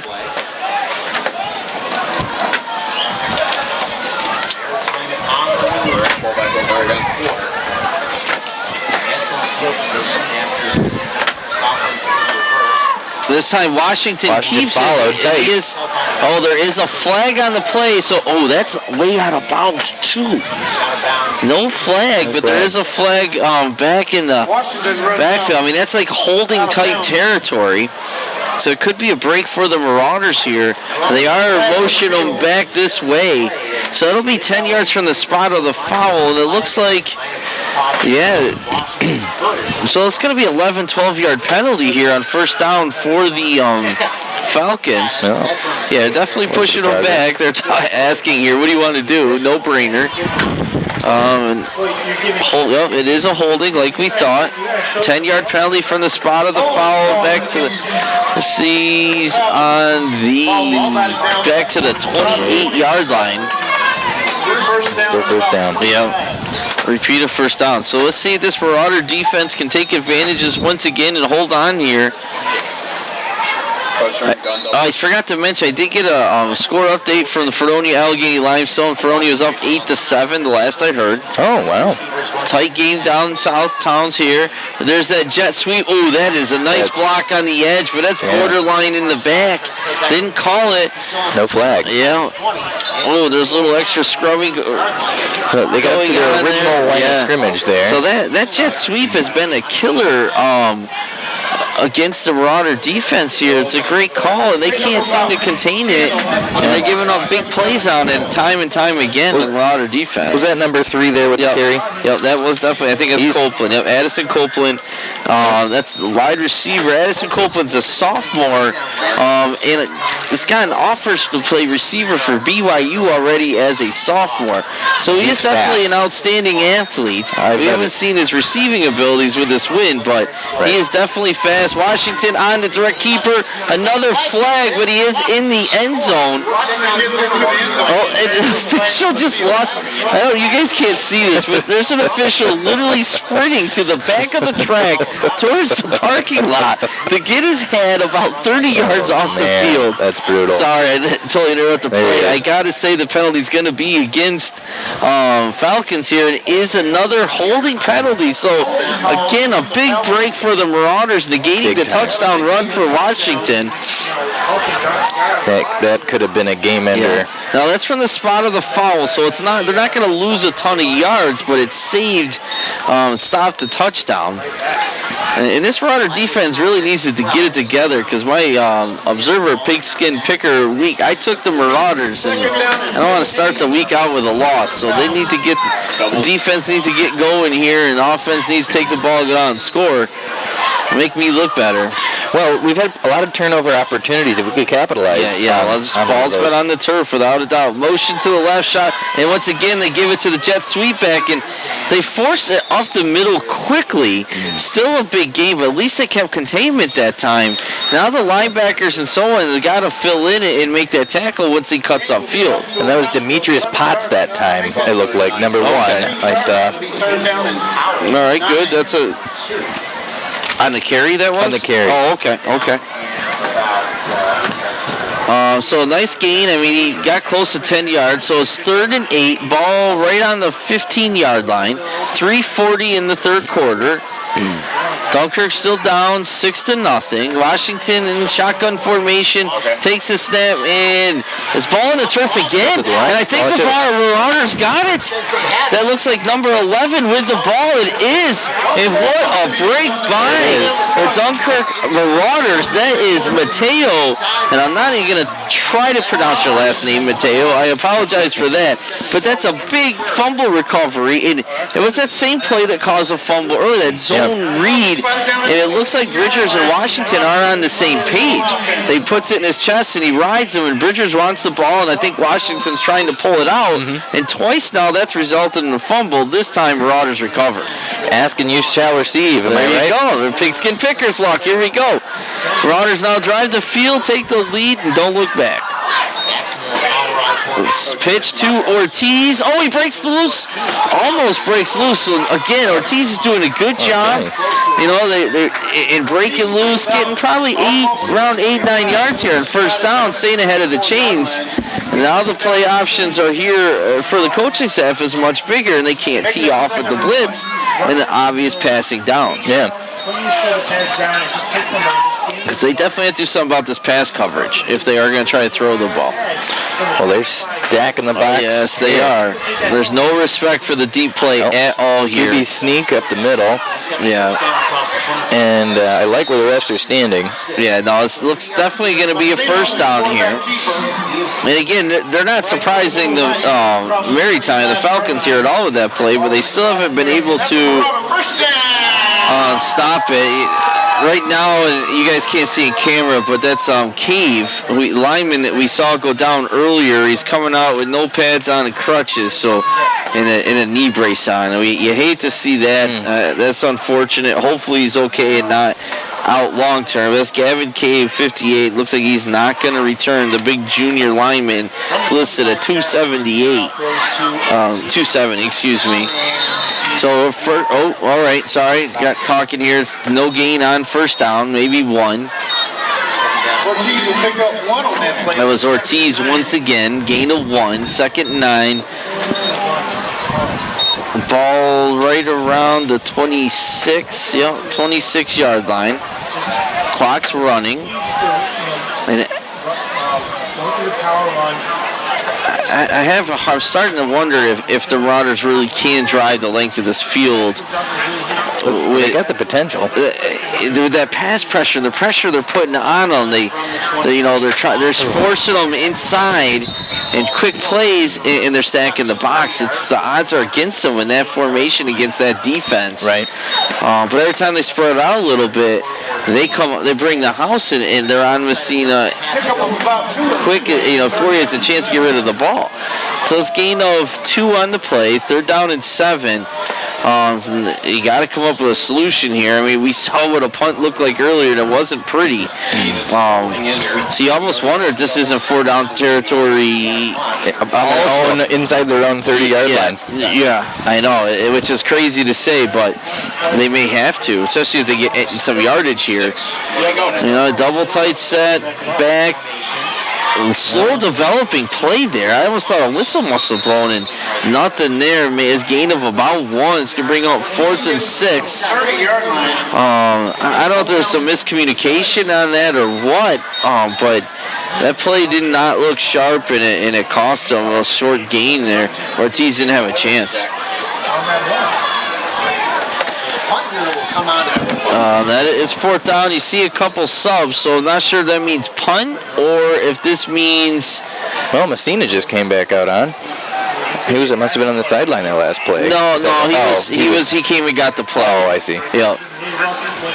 Okay, once again, he's under pressure. He just has no chance to get set, and he's forced to throw it away sooner than he wants to, and the pass falls incomplete, and it will be turnover and downs with 8 seconds left in the 3rd quarter. The line is just they can't slow down that pass rush to give him a chance. On the other hand, I will say that's a great job. I mean, the ball's coming off in a tight spiral out of Phil's hands into that wind. So that's impressive to be able to do, but just no time to get it off. So not at all.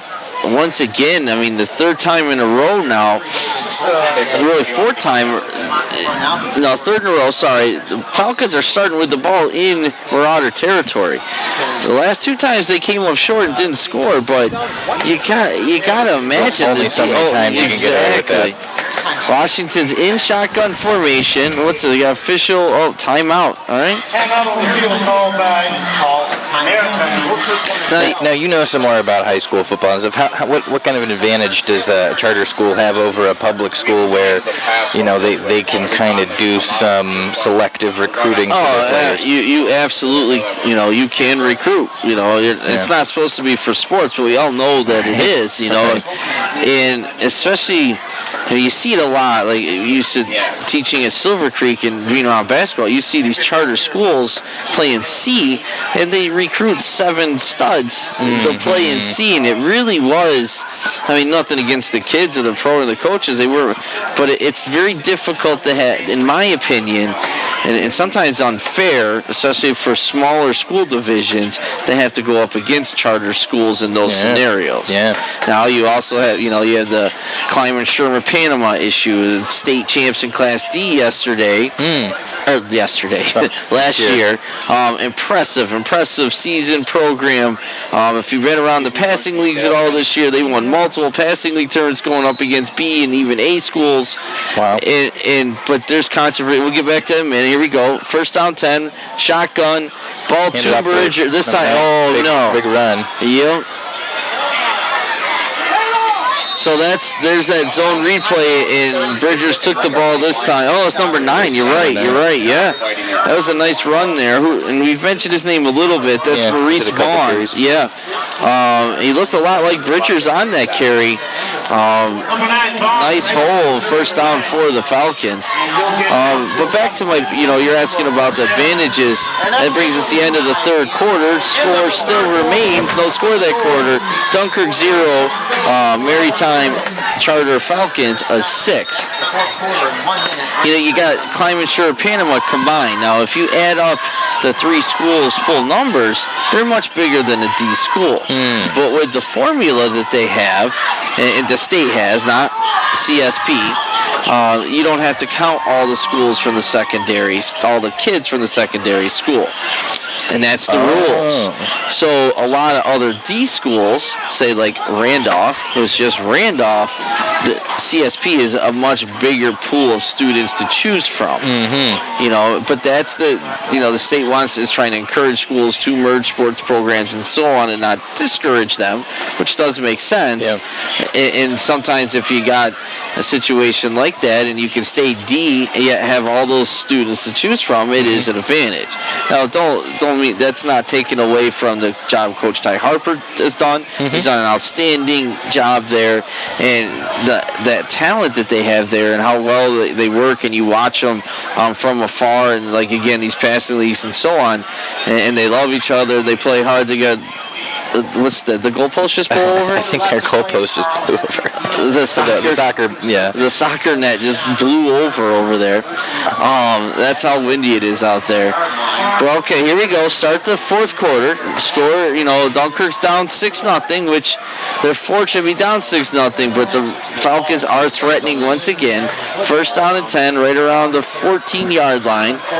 A motion to the right. That's Copeland. Flag again. The flag on the field. The one thing I will say about the Falcons, they're killing themselves here in a lot of situations. Holding penalties, delay of game penalties. This time it's against Marauders. Check that. That's right. They must have made contact or something to blow the whistle dead. But in the leading up to this moment, the Falcons have really kicked themselves in the butt with penalties and then a key turnover you saw last possession. Yeah, and I mean the Marauders have done a great job with it. I mean they haven't. I think that's their first penalty, isn't it? That'd be their second. Second, okay. Yeah. So it's first down and 5 for the Falcons. Ball at the 9-yard line. Motion to the right, that's Copeland, and they give it to him once again. Full head of steam, but great job by Terry. But wow, good. That's a nice cut by Copeland. I will say Terry did a nice job containing that time, but Copeland, being the athlete that he is, still was able to get into the end zone for the touchdown with 11:51 remaining in the fourth quarter. The Falcons go up 12-0 with the extra point attempt to follow. Oh, there's an injury on the field there? Is that Copeland? That could be. Earl Stewart is up limping too. Oh, I see. That's a Marauder. Oh, no. That was a Maritime. Yeah, Earl Stewart's limping on the side. I can't see for sure what number. It could be a cramp too. He's getting stretched out here. Yeah. So my guess is it's a cramp. Play on the field, so we got timeout. Just based on how the trainer is treating him. And if you have never had a bad cramp, you have no idea how painful that is. And it's like a stabbing knife pain going through your legs when it kicks in like that. It's no fun. Usually a sign of some dehydration. And that's a common problem with young athletes. I battle with my sons all the time. Proper nutrition, proper hydration. Oh, it's not that hot out. I'm fine. Or I just drank some water. Well, it doesn't start right before the game or during the game. You got to take care of your bodies, and you get to the higher levels. That's a huge part of any athletic program is nutrition. And I just asked Tom Brady. He's as much as I hate the guy, he knows how to take care of his body, and that's what he's all about. Yeah, what's he, 40? I mean, you got Breeze is 40 now. Yep. Brady might be 40. Adam Vinatieri's 46 and stuff. I mean, these guys, then they talk a lot about nutrition and taking care of their bodies. So here's a 2-point conversion, I believe. Are they? Yeah, Washington's in shotgun formation. Okay. Twins to the right. Oh, we're missing a guy. All right, here comes a player in left here. I was trying to figure out the formation. It didn't help. So we're missing a lineman. Yeah, that hurts. The center was missing. Yeah, that really hurts. Okay, so center just came on the field. 2-point conversion. Washington shotgun formation. Motion to the left, not going to give it to him. Crosses, and Washington's going to keep this one. It looks like. Yeah, it's a design run play, and he is stuffed.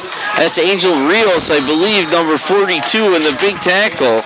So they are 0 for 2 on a 2-point conversion, but they're up by 2 scores now. 11:51 remaining in the game, and what we see from the Dunkirk offense, I don't know if they got 2 touchdowns in them. It's not going to be easy, not to mention at least 1 stop. And it'd have to be a quick stop probably on Maritime because the Dunkirk offense, I would say, hasn't shown that quick strike ability. They're pounding ground, and that takes a lot of time off the clock, unfortunately, too. And despite their lack of extra points they've gotten, there's just no way around it. I mean, that's a 2-touchdown game any way you cut it. So that's unfortunate. Yeah, and the Marauder, I mean, they do have their wind in their back now. So that could open up some passing, but they haven't been able to pass block yet. So that they got to shore up those.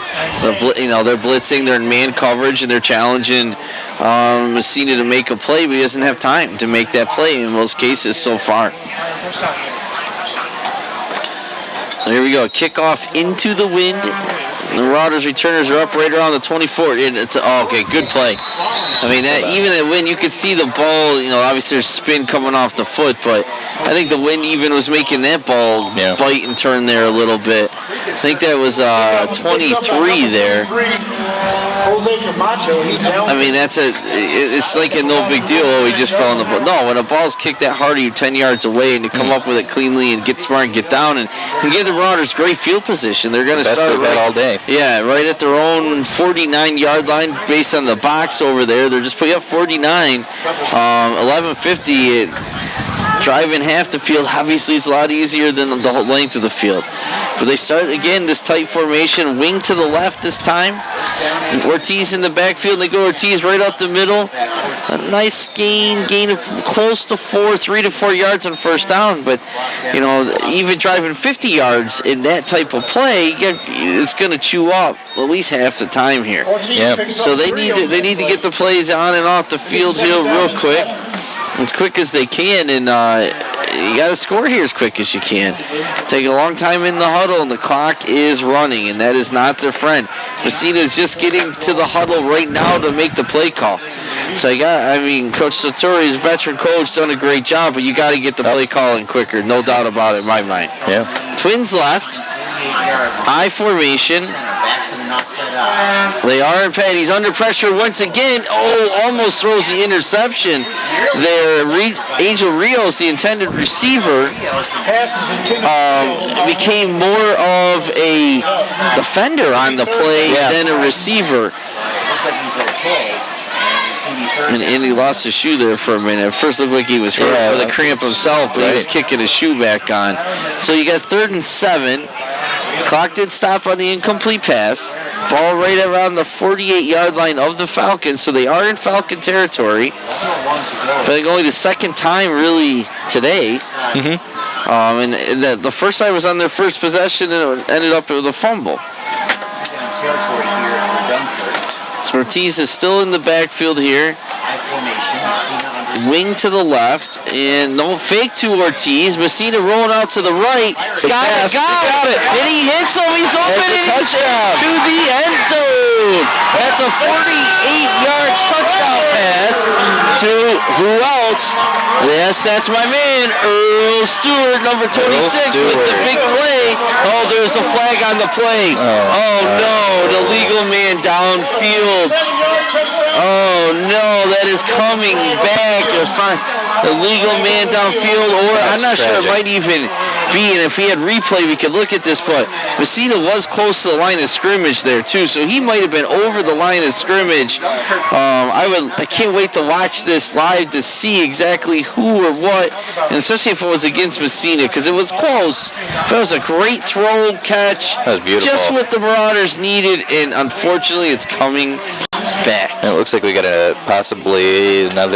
we've got a down Marauder downfield, the 14-yard line. Oh, right, I didn't notice that either. I'm not sure who's down over there. It looks like Angel Rio is actually number 42. It is. Okay. Getting attended to by the trainer. No idea if it's cramp or something else happened. Didn't see it, but it's way downfield. Okay, it was. They are saying it looks like that Messina was over the line of scrimmage when he let it go, and that's, if any part of him is behind the line of scrimmage, it's not. But live like that, it gets reviewed all the time, the NFL, and if you ever watch a game and they're reviewing it, his whole body can be, but long as a part of his back, it's not. So, and he might have been. I don't know, but that's so unfortunate. It is. It did look like he almost was going to keep it at first, and I almost cursed out, he had room, just go, but Stewart was open and made a nice throw. All for naught, Angel though. Rios All is for naught. walking off the field under his own power, which is good. Gingerly, but yeah. Gingerly. Yeah, it probably is a cramp situation. Messina's back once again. A lot of pressure. Oh, and this time it's overthrown. That's intended for number 28. I believe that's Peyton Alstrom, who had a couple big catches last week in setting up the winning touchdown. This time a little overthrown, and again, that wind might have played a factor in there. You push it over, and on comes the punt team for Dunkirk with the wind in their back. And you can say, obviously you can punt into the wind, down by 2 scores, 10:48 remaining. Excuse me. That's a tough call. That's, they got to get a quick stop now. They're needing 2 scores without a doubt.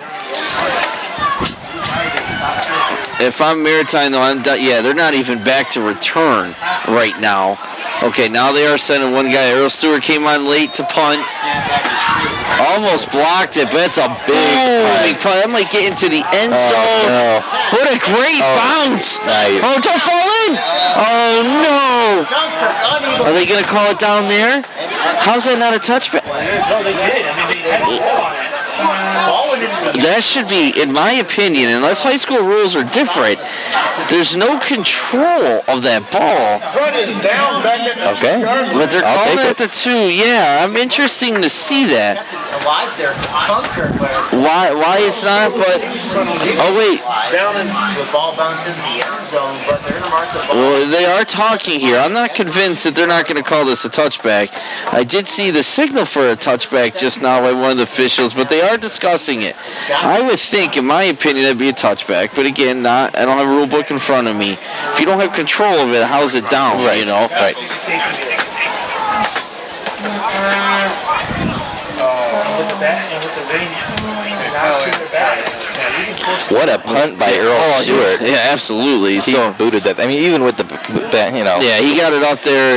It was a great punt, and then the wind did add it out. But okay, yeah, they are going to go. It looks like they're going up.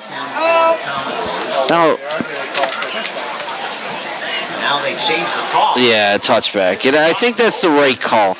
And unfortunately, I mean, Earl, if Dunkirk players didn't touch that ball, I think it's stopping at the 2.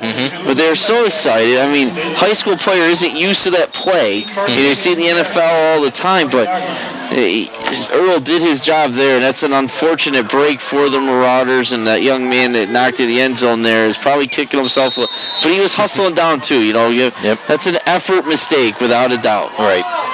Center, one back in the back. Yeah, so you gotta imagine you're gonna get Bridgers and some more. Oh, another fumble though. Oh, he got it back himself. Oh, wow, that would have been a huge turnover on there. And if you have a criticism of Bridgers, it is just that. The ball has been on the turf too many times. I think that's at least 3. 3 was in my head too, John. Second down, 11. Oh, that would have been a big break. Second down 11, 10:30 remaining in the game. Dunkirk's down by 2 scores, 12-0. So it's coming out in traffic and all that. Yeah, I know this too. Dunkirk is stacking the box. They got 8 guys in the box right now, and the safety's up tight. One-on-one covers the outside. Bridgers up there on the cutback. Has a lane, beats the corner, and he's got a lot of room. And a blocker up front. He does. He's got one guy. Oh, he caught from behind. No, not down yet.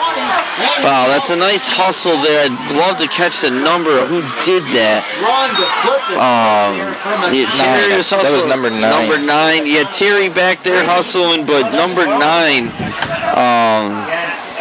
Number 9 on the carry? On the carry. Oh, okay, that wasn't Bridgers. All right, number 9, Reese Vaughn. I didn't see who caught him from behind, but Vaughn has kind of taken over Bridgers' role really here in the second half with the fumbling problem Bridgers had. They're not giving the ball as much to him. Big run. And this touchdown would be the nail in the coffin. Absolutely. The Marauder defense has to... no more first downs, no touchdowns here to have any chance. Time they do go to, again, they look so much alike. I'm not sure it's 5 or 9. It's going to be another first down for Maritime as they like the football near the 5. Yeah, I think that was Bridgers on that carry. And he gets the first down, down first and goal, down to the 5. Clock is running, and time is running out here. Angel Rio's coming back on the field. And he's running pretty, so it must have been a cramp. That's good. Not that he had a cramp, but that he's okay. And they got 4 downs they have to stop right here. Bridgers. Back to Bridgers, and he is stopped short. It's 1 yard line. Defense closed pretty quick there. It looked like he was going to get in, but they swallowed him up. Big number 56 going out there for goal line defense. That's Devin Land, senior, 360-pound defensive lineman. They're going in to stuff it up the middle here. Second and goal from the 2. 8:30, clock still running. Oh, there's a lot of room, and he goes into the end zone. That is number 9. That's Vaughn this time. Maurice Vaughn with the touchdown. He had a touchdown in the first quarter, and he scores again. Well, if anyone deserved that touchdown, it was him. Yeah, he did all the work. Right. And that is making the score Maritime 18, Dunkirk 0, 8:21 remaining in the regulation. Extra point attempt to follow. And, yeah, they complete that long pass. They do have the wind in their back, but that's a lot of points, a lot of scores to make up in 8 minutes. That's 2 defensive stops or onside kick recoveries. That's a tall task. Washington under center. Quick handoff this time, and he is in for the 2-point conversion. Bridgers in with the... That was Bridger, okay. 2-point conversion, he was good. The score, Maritime 20. Yeah, that makes the score Maritime 20, Dunkirk 0, 8:21 remaining in the contest. Let's see if we can get a Fredonia.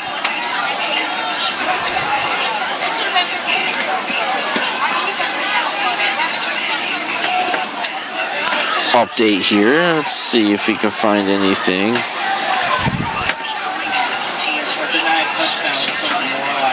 Just sent out a text to one of the Fredonia parents, Pam St. George. Thank you for keeping me updated.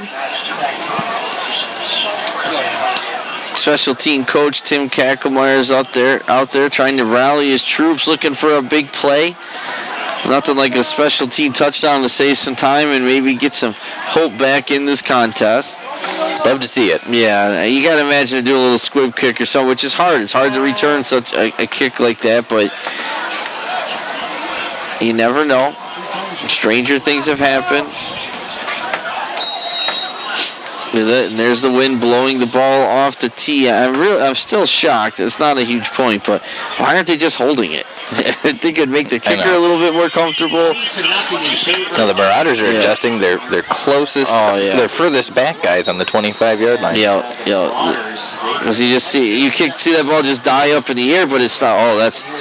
You gotta catch that ball in the air and you saw that, and he was able to jump on it, but that ball starts bouncing all around. That's 28 Peyton Ahlstrom. Step forward, catch it in the run, and see if you can pop through surprise the coverage team and maybe pop through there. Don't let that ball hit. Catch it in the air, and if you have to go down right away because you're going to get hit, that's fine, but don't let it bounce around. Right.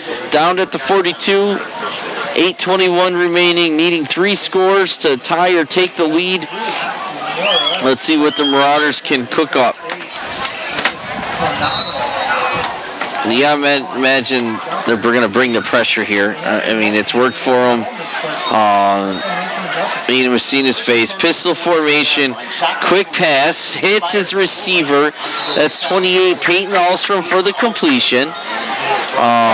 Gain of right around 5. Second down and 5. Ball up to about the 47. You think they'd even dial a hurry up here or something, but they just don't have the time to huddle up if there's any realistic chance to come back and win this game. Messina is still in the pistol formation. Twins to both sides. Looks like Ortiz is behind him. Quick pass once again to Ahlstrom and right through his hands. Incomplete. Third down and 5. It looks like Peyton tried to run before the catch there, trying to make a big play. And did stop the clock. 7:43 remaining.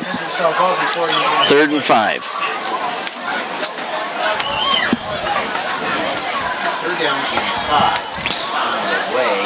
Just got the Fredonia update out there if anyone's out listening and wondering. It's the end of third quarter. Fredonia is winning 8-7. Fredonia has some injuries tonight, but Allegheny is hanging right with them and up by a 2-point conversion is all. Pistol formation, motion to the right. That's Rios. Give to Ortiz this time. Does have a first down. Another good, hard, powerful run. That'll stop the clock for a second here to reset the chains. You need to get the play and get right to the line of scrimmage if you're the Marauders. Nice little play call. So just getting the play in a little quicker, but they're still huddling off. So I think them sending it through the air a couple times gave them a little leeway on the run. Yeah. Them running it up the middle every time was obviously too predictable, and changing it up a little bit helped them out a lot. They may not win this game, but I'd love to see them score once. Oh, sure. We're seeing in pistol once again. Heavy pressure brought the house. Right. This time they beat the pressure out. That's Angel Rios. Can he get to the? No, he's pushed out of bounds. Yes, I was going to say that. Late hit. Yeah, they made contact in bounds, but then they threw him to the ground out by the soccer yellow boundary line, which is way out of bounds, and they were caught. Now, what's that going to result in? About a 1.5-yard penalty. Right. But at least they called it. It's a good job by the officials there in a 20-0 game. Fourth quarter, you don't want things to get silly, but it'll be, half it to one of those situations where it's half the yardage to the goal line here. That was a 43-yard completion through the air to Rios. Yeah, and they beat the pressure that time because they brought the house. The line held up just enough that Rios could get out in the flats, and Messina threw him a strike, and then it was, he took off from there. But that's well executed. Yes, and you see the speed from Maritime. Honestly, most games that's a touchdown, without a doubt. Yeah. 7:03 remaining. Dunkirk in their best field for him. First time being inside the red zone really today. First and goal, 3 yards to go.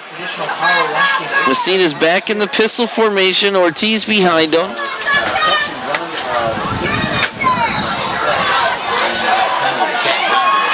Motion to the left, give to Ortiz, and he's pushing, fighting, and still going. I don't think he got in though. And the worst part of the clock is still going to run now. It's a great job by Ortiz fighting to get in the end zone, but better job by Maritime keeping him out. So it's going to be second goal right around like the 1 inch line.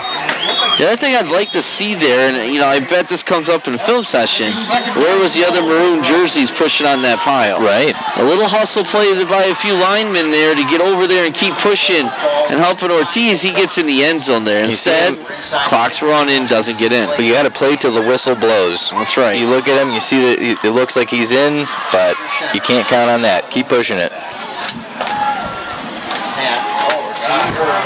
Did Messina take it there? I think it was a QB sneak, and I don't see any signal. And there it is. Messina gets in the end zone. Touchdown Marauders. With 6:07 remaining in the game. Dunkirk's first score of the day, making the score Dunkirk 6, Maritime 20, extra point attempt to follow.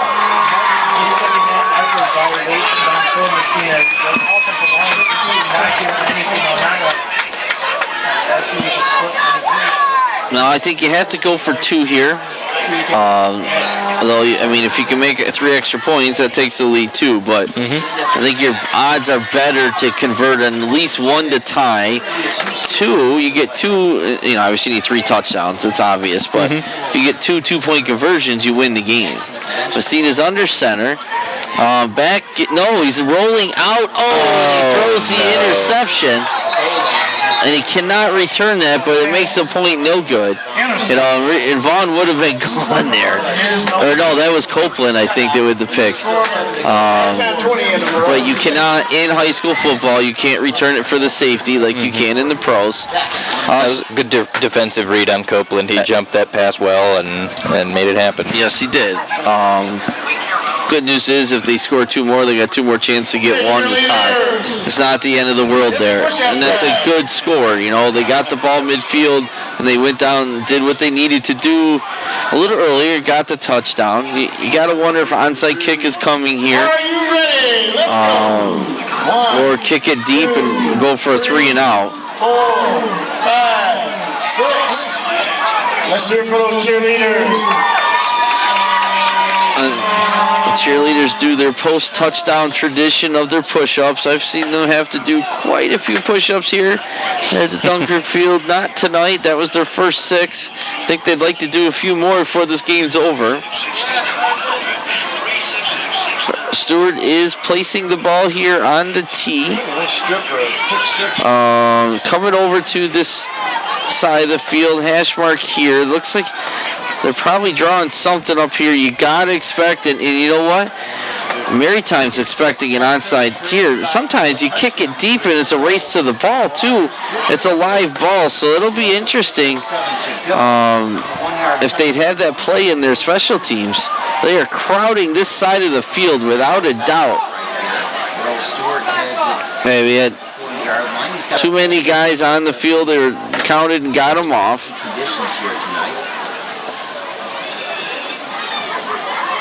No one back to return for Mary. You guys can't see the film, but they're at no farther than the 40 high point. It almost got by everyone. The bobble got me excited. Yeah, it did, And I tell you, I don't like that, not to have anyone deep. If that ball made it through that level, Dunkirk's recovering that easily because there's no one back there. That might have been one of those situations. Just kick it hard through everyone and go get it. And then if you don't get it, you pin them back farther. But either way, it was a good attempt. Came up short. It's not a high-odd success play by any means. No. Right at the 40, so that's not bad field position because there is an onside. But they have to go 3 and out. They have to make Maritime punt or turn the ball over here to have any shot to come back in this game to win. A little delay getting the tee off. Need to back that camera off, bud. It's getting a little tight there. No, and of course. Doing a great job down there on the camera. Yeah, of course, and we saw the punting situation earlier. I mean, really, if you force a punt here. Okay, reset. 3 guys off tackle play. They've run this play a lot, and it is the Vaughn, right. Not Bridgers. And I'm not that surprised, even though Bridgers can run the ball, but he's put the ball on the turf here a lot tonight. So they're going with Vaughn here. I think that's. Oh, it was a fumble. The officials, I didn't even see it. The officials just pointed and gave the ball to Dunkirk. I don't think anyone in the booth here at all realized the ball was on the field. I certainly didn't see No, it must have come out late, and that's a huge break. 5:43 remaining. Dunkirk gets the ball back. Down by 2 scores. A quick score here. Anything can happen. Wow, what a break. Well, I can't imagine they're going to break up from their air strategy. It worked really well. It paid off for them last drive. That pistol formation was, twins of both sides, and that's exactly what they're doing here. You got Earl Stewart down here on the far left. Let's see if he looks at him. No, quick strike out to... All right, completion. It is a completion, and it's going to be a first down. I believe that's Peyton Alstrom out there, number 28. 28. Yep. That's the same pass that he dropped earlier, but he catches his time. First down. Clock's going to stop long enough to reset the chains here. And all that's got to be reset now is the box. The officials can start the clock earlier this year with the new rule. Okay, they are. Guess they were taking a look to see if it was a first down. Did Dunkirk call timeout? Or did someone must have called a timeout here? Apologize, I didn't see the Falcons called the timeout. Okay, the Falcons called the timeout, which probably isn't a terrible move. Calling their guys down after a turnover. Don't give up a quick touchdown here. And obviously they don't need to save them right now, being up by 2 scores. So I do like that move. But like we said, Dunker, they get a quick score here. All of a sudden, the game's a little different. They're saying there's a chance. Yeah, there's a chance.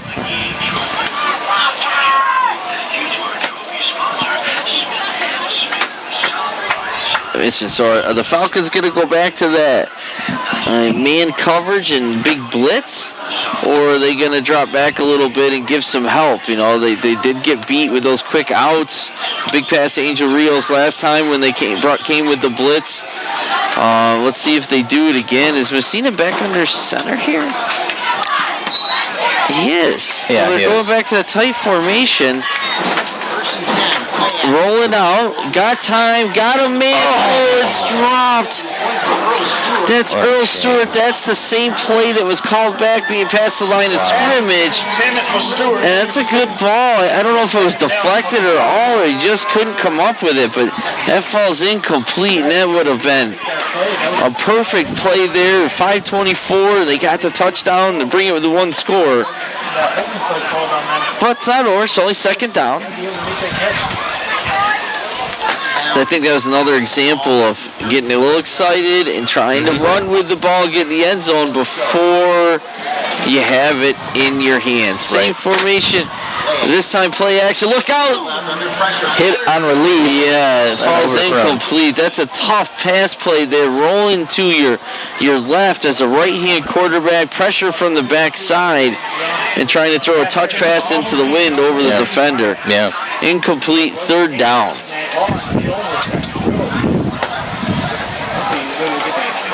Catch the breath. Obviously, it's 2-down territory. You're not punting. Down 2 scores in their territory. 5:19 remaining. 3rd down and 10. Ball at the 34 of the Falcons. I think I'd go back to that pistol formation and let Messina never turn his back to the field. He can read the defense.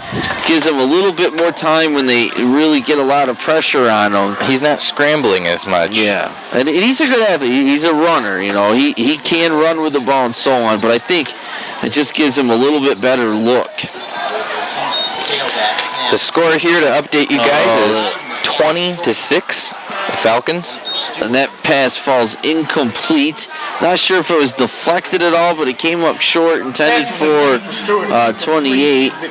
Peyton Allstrow. For the Marauders, 4-10. So now it's 4th down. This is critical, must-have down. They have to convert and get at least a first down here. You know, they don't have to score, but you cannot give the ball back without a touchdown here with 5:16 remaining. They need the 24-yard line of Maritime. So what's your best play, Coach?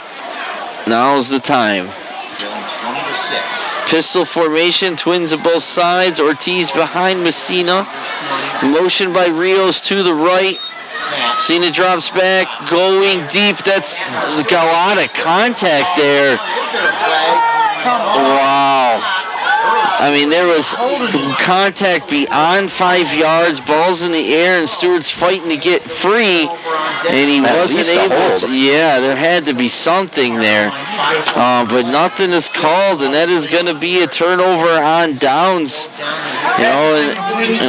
And Sartori called, throwing it up to his best athlete in Stewart, a basketball player, and he just got tangled up with the fence and the wind, and the ball was too deep, and turnover on downs. Marauder defense is coming on the field. Sartori's coaching Stewart up and trying to, talk to him maybe about how to break through that coverage, physical coverage. Washington's back under center. Let's see who they have in the backfield this time. I think that's Bridgers. He's a little smaller than Vaughn. But again, 5 and 9 looks so similar out there in live action. That is 5. That's Bridgers. Nice carry, gain of about 8. Clock's running under 5 minutes. If you're Maritime, you want to run the clock out here every snap. Up by 2 scores. The chances are looking slimmer and slimmer here for the Marauders. They had the score there, and they had their opportunities, just couldn't convert. Yep. Wow, just got an update. Fredonia is actually now losing with 6 minutes left. They are down 15-8 to Allegheny Limestone. So both teams looking here in rough shape, down late in the 4th quarter. That's Bridgers on the carry, tackled by, I think that was number 11, who had the big fumble recovery earlier. Hey, he's going to take a first down there. Yep. Bridgers is hit by Mateo Janslick after a 2-yard gain. Gets them. That's Mateo Janslick, if I'm saying that right. And Earl Stewart's back in the game. First down and 10. Clock's running under 4 minutes. Dunkirk's down 6-20 to Maritime. Was looking to go 2-0 in their first season as a B school.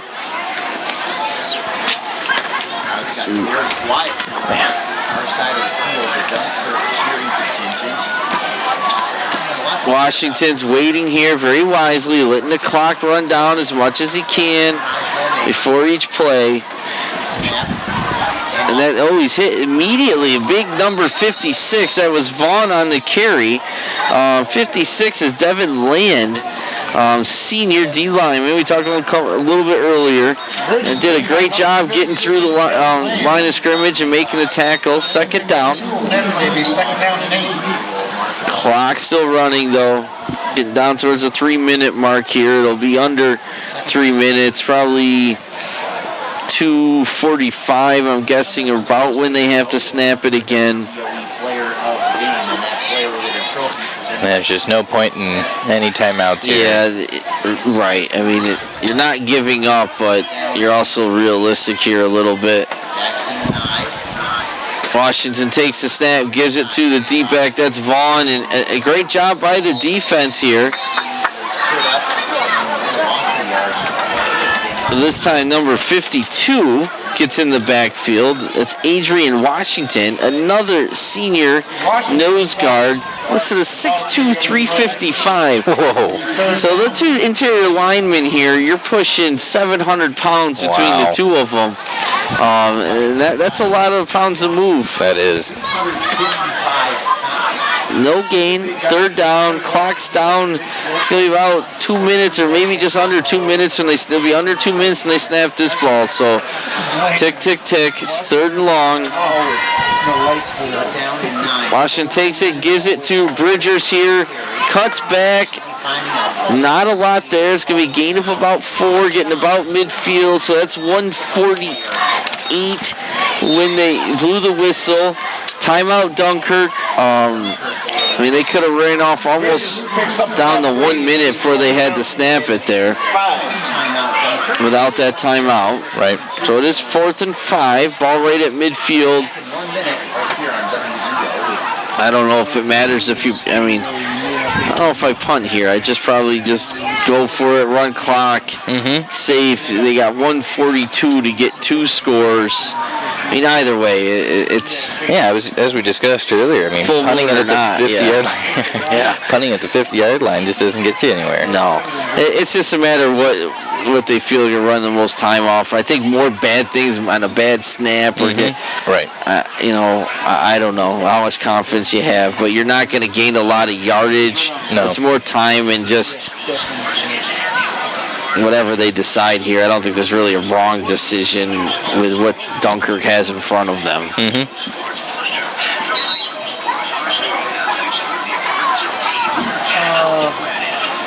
They look bigger from here than they actually do when you see them at now. Because when I saw them get off the bus, I looked at them and went, oh, yeah.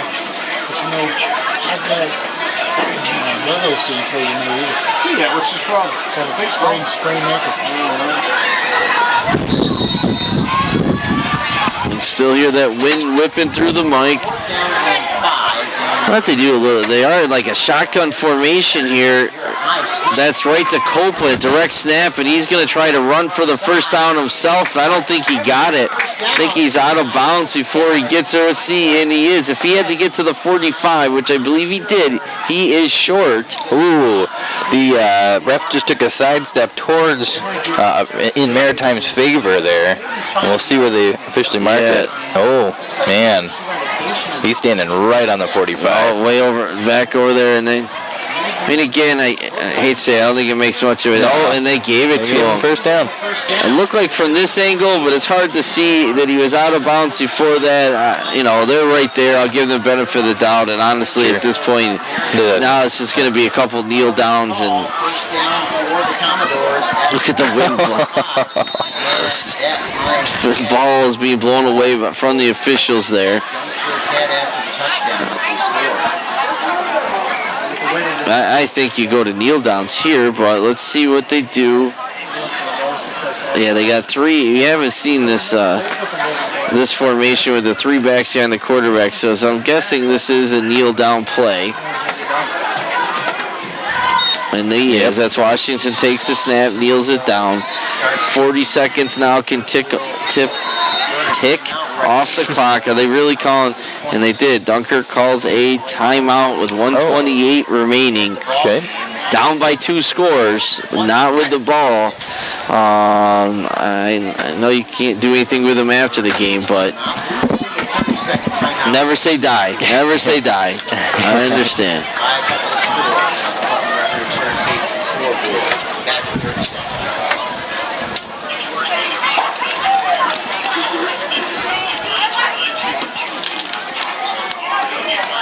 I mean, even though it looks like, John, that Dunkirk's going to fall a little short here, the expectations were low. Dunkirk lost a lot going into the season. Yeah. No one really knew how good they were. Ortiz is a big pickup moving into the district. But Messina looked good at quarterback. You have some receivers. You got size. Dunkirk definitely has a lot of talent. And remember, Maritime beat Cheektowaga last week. Yep. It was in overtime. This is not a very good football team that has a lot of athletes on it. They make mistakes. They're but they are athletic. They're fast. They're strong. They come at you, and they have huge big play threats. So really, the defense, after that first job, did a really good job holding on and keeping Dunkirk in the game. The offense, and you could say the win again. Maritime had to play in the win too. Offense needs to put a few. That's back-to-back games with 1 touchdown. Yeah. They're 1-1, scoring 2 touchdowns in 2 games. Yeah. That's the good news. The bad news is they've scored 2 touchdowns in 2 games. Absolutely. Yeah. And as well as Maritime's offense, Dunkirk really held him back. Bridgers had an amazing game. He had When I tally it all up, after over 90 yards, I mean, that's... I would say he had to be over 100. He had 82 at the half, so he had more than 18. Well, he didn't carry it a lot in the second half. No, he didn't. I'm guessing the total would have been over 100 yards. Yeah, probably. And Vaughn had to be close to it. Some of his big runs to 100 yards himself. Yeah. Copeland on the jet sweeps had 50 anyway, if not more, in yardage. So, I mean, they've definitely put up a lot of yards today. I mean, 3 touchdowns is 3 touchdowns, but the yardage, you would think if you looked at that and say, hey, this team rushed for this many yards, you're going to guess 4 or 5 touchdowns. Absolutely. Not seeing the game. Yep. But they didn't. They had some goal line stands, and they stopped them deep in territory, caused some turnover. They held them when it counted. Right. Took advantage of some penalties. If Maritime is going to do anything this year in Section 6, Class B, they're going to have to clean up the mistakes on their end. They had the athletes. Now clean up the mistakes, and they're going to give any team in this league a run for it, that's for sure. Yeah. Dunkirk, they'll get better and better. They got a lot of new guys doing key things, and when they figure out their identity and a little bit more balanced offense, I think they could do some damage in the rest of the season. They're going to win some ball games. Yeah. Once again, Washington takes a knee about minute 17, so 40 seconds can run off from there. So it's probably going to be, well, now they're 4th down. So if they kneeled it again, heck, they probably take a delay game penalty if you're Maritime here. Who cares? Let it run all the way down. After week 1, right? Injuries are just starting to pile up. It's only going to week 2. So with the schedule that the Jets have, it's... Be 36 seconds left on the clock, I think. Right, yeah, right around there. Let's see if they even take the delayed game penalty, or if they just go for the 1st down. Okay, they are calling a timeout, so not going to take the penalty. They ran it down as long as they could. It's 31 seconds remaining. You can't see the scoreboard. Gabe Taylor's not here tonight doing that. He usually does a great job, but it is Dunkirk 6, Maritime 20. 31 seconds remaining. And Dunkirk's about to fall to 1-1. But again, going to Olean last week, that's a big win on the road. Maritime's obviously a very good football team. Coach Sartori is walking out here as he may be saying, okay, let's just save injuries, whatever else. I don't know. I wonder what he's got to say to the officials here.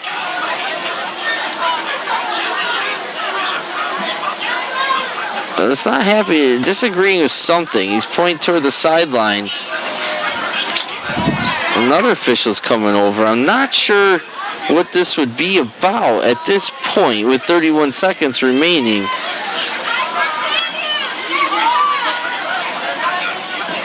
It's not Are you sure we only got 1 touchdown? I thought we had 2. Yeah. Sure. So 31 seconds showing on the clock right here. They want... Is he really... run another play right here. They were going to put a second back on the clock? I mean, is that really... Yeah. If that's what he would out... I get the never say die, but... Wow. That is going to make all the difference in the world, John. Yeah, no comment. Yeah. Oh, 42 now. Okay, all right. 10 extra seconds. Down by 1 score, I'd even understand that a little bit more. Point differential for playoffs. Oh, okay. Score again, point differential makes a big difference when you see it. Okay. So there's some playoff determination and point differential per game, and that's what they're gunning for here. So we're gonna expect some passes down. 4th down is right to, and they do. That's I think Milliman on the tackle on Copeland. There was another. Copeland is lined up at quarterback again, just looking to use his speed and get to the outside. He comes up limping here a little bit. So Dunkirk will get the ball back with 37 seconds. Down by 2 touchdowns, down by 14. Ball in, and then again, any other game in the world, Maritime's punting there. You know, up by 2 scores in their own territory, and they go for it 4th and long. But that's the win. So Messina's back in this pistol formation. I like this formation for Dunkirk. Sets, throws, caught by Rios, tackled inbounds. So the clock is once again going to be running. Short gain on the play. Here it goes. It's run down. It's under 28, 27, 26 and ticking. They're right to the line of scrimmage. They must have. Messina's under center. Is he going to spike it? He is. Okay, you would think they almost should have 2 plays called and just go up and run it, but all right. Spike the ball, make it 3rd down. I mean, they only gave him about 2-yard gain on that pass play, so anyway, 18 seconds left. Dunkirk's down 2. 3rd and 8. Trying to do what he can here to move the ball downfield. Cena pistol formation. Cena takes the shotgun snap again, throws low, and Peyton Alstrom, does he slide and catch it? He does. It's almost bad that he caught it. And no receiver wants to let the ball drop, so you instinctively catch it. But this might be the last play of the game. They're not ready yet, and it is. And that is going to be the end of tonight's game. Dunkirk falls to Maritime, 20-6. First loss season, falling 1-1, and Maritime starts out Class B in the Storm, beating Cheektowaga, coming down here to Dunkirk, who has had a lot of success lately, and beat the Dunkirk Marauders. Not a bad start. Absolutely. Lining up for the handshake, and that'll be what tonight wrote. All right. Well, John, we don't have official final stats here to share, but John, thanks for coming out and filling in for Greg. You did a great job. Thanks. Thanks for our camera crew down there. Nice job tonight. And thanks all of you for watching. It was a hard-fought game by the Marauders, and we'll be back here next week. Again, it'll be on YouTube. You can look at the game at Dunkirk Access, and you search Dunkirk Access YouTube, and you'll find the game, and it'll be up there for a while. So thanks for viewing. Thanks for coming, John. Thanks for the camera work down below, and have a good night, everyone. Have a good one, guys.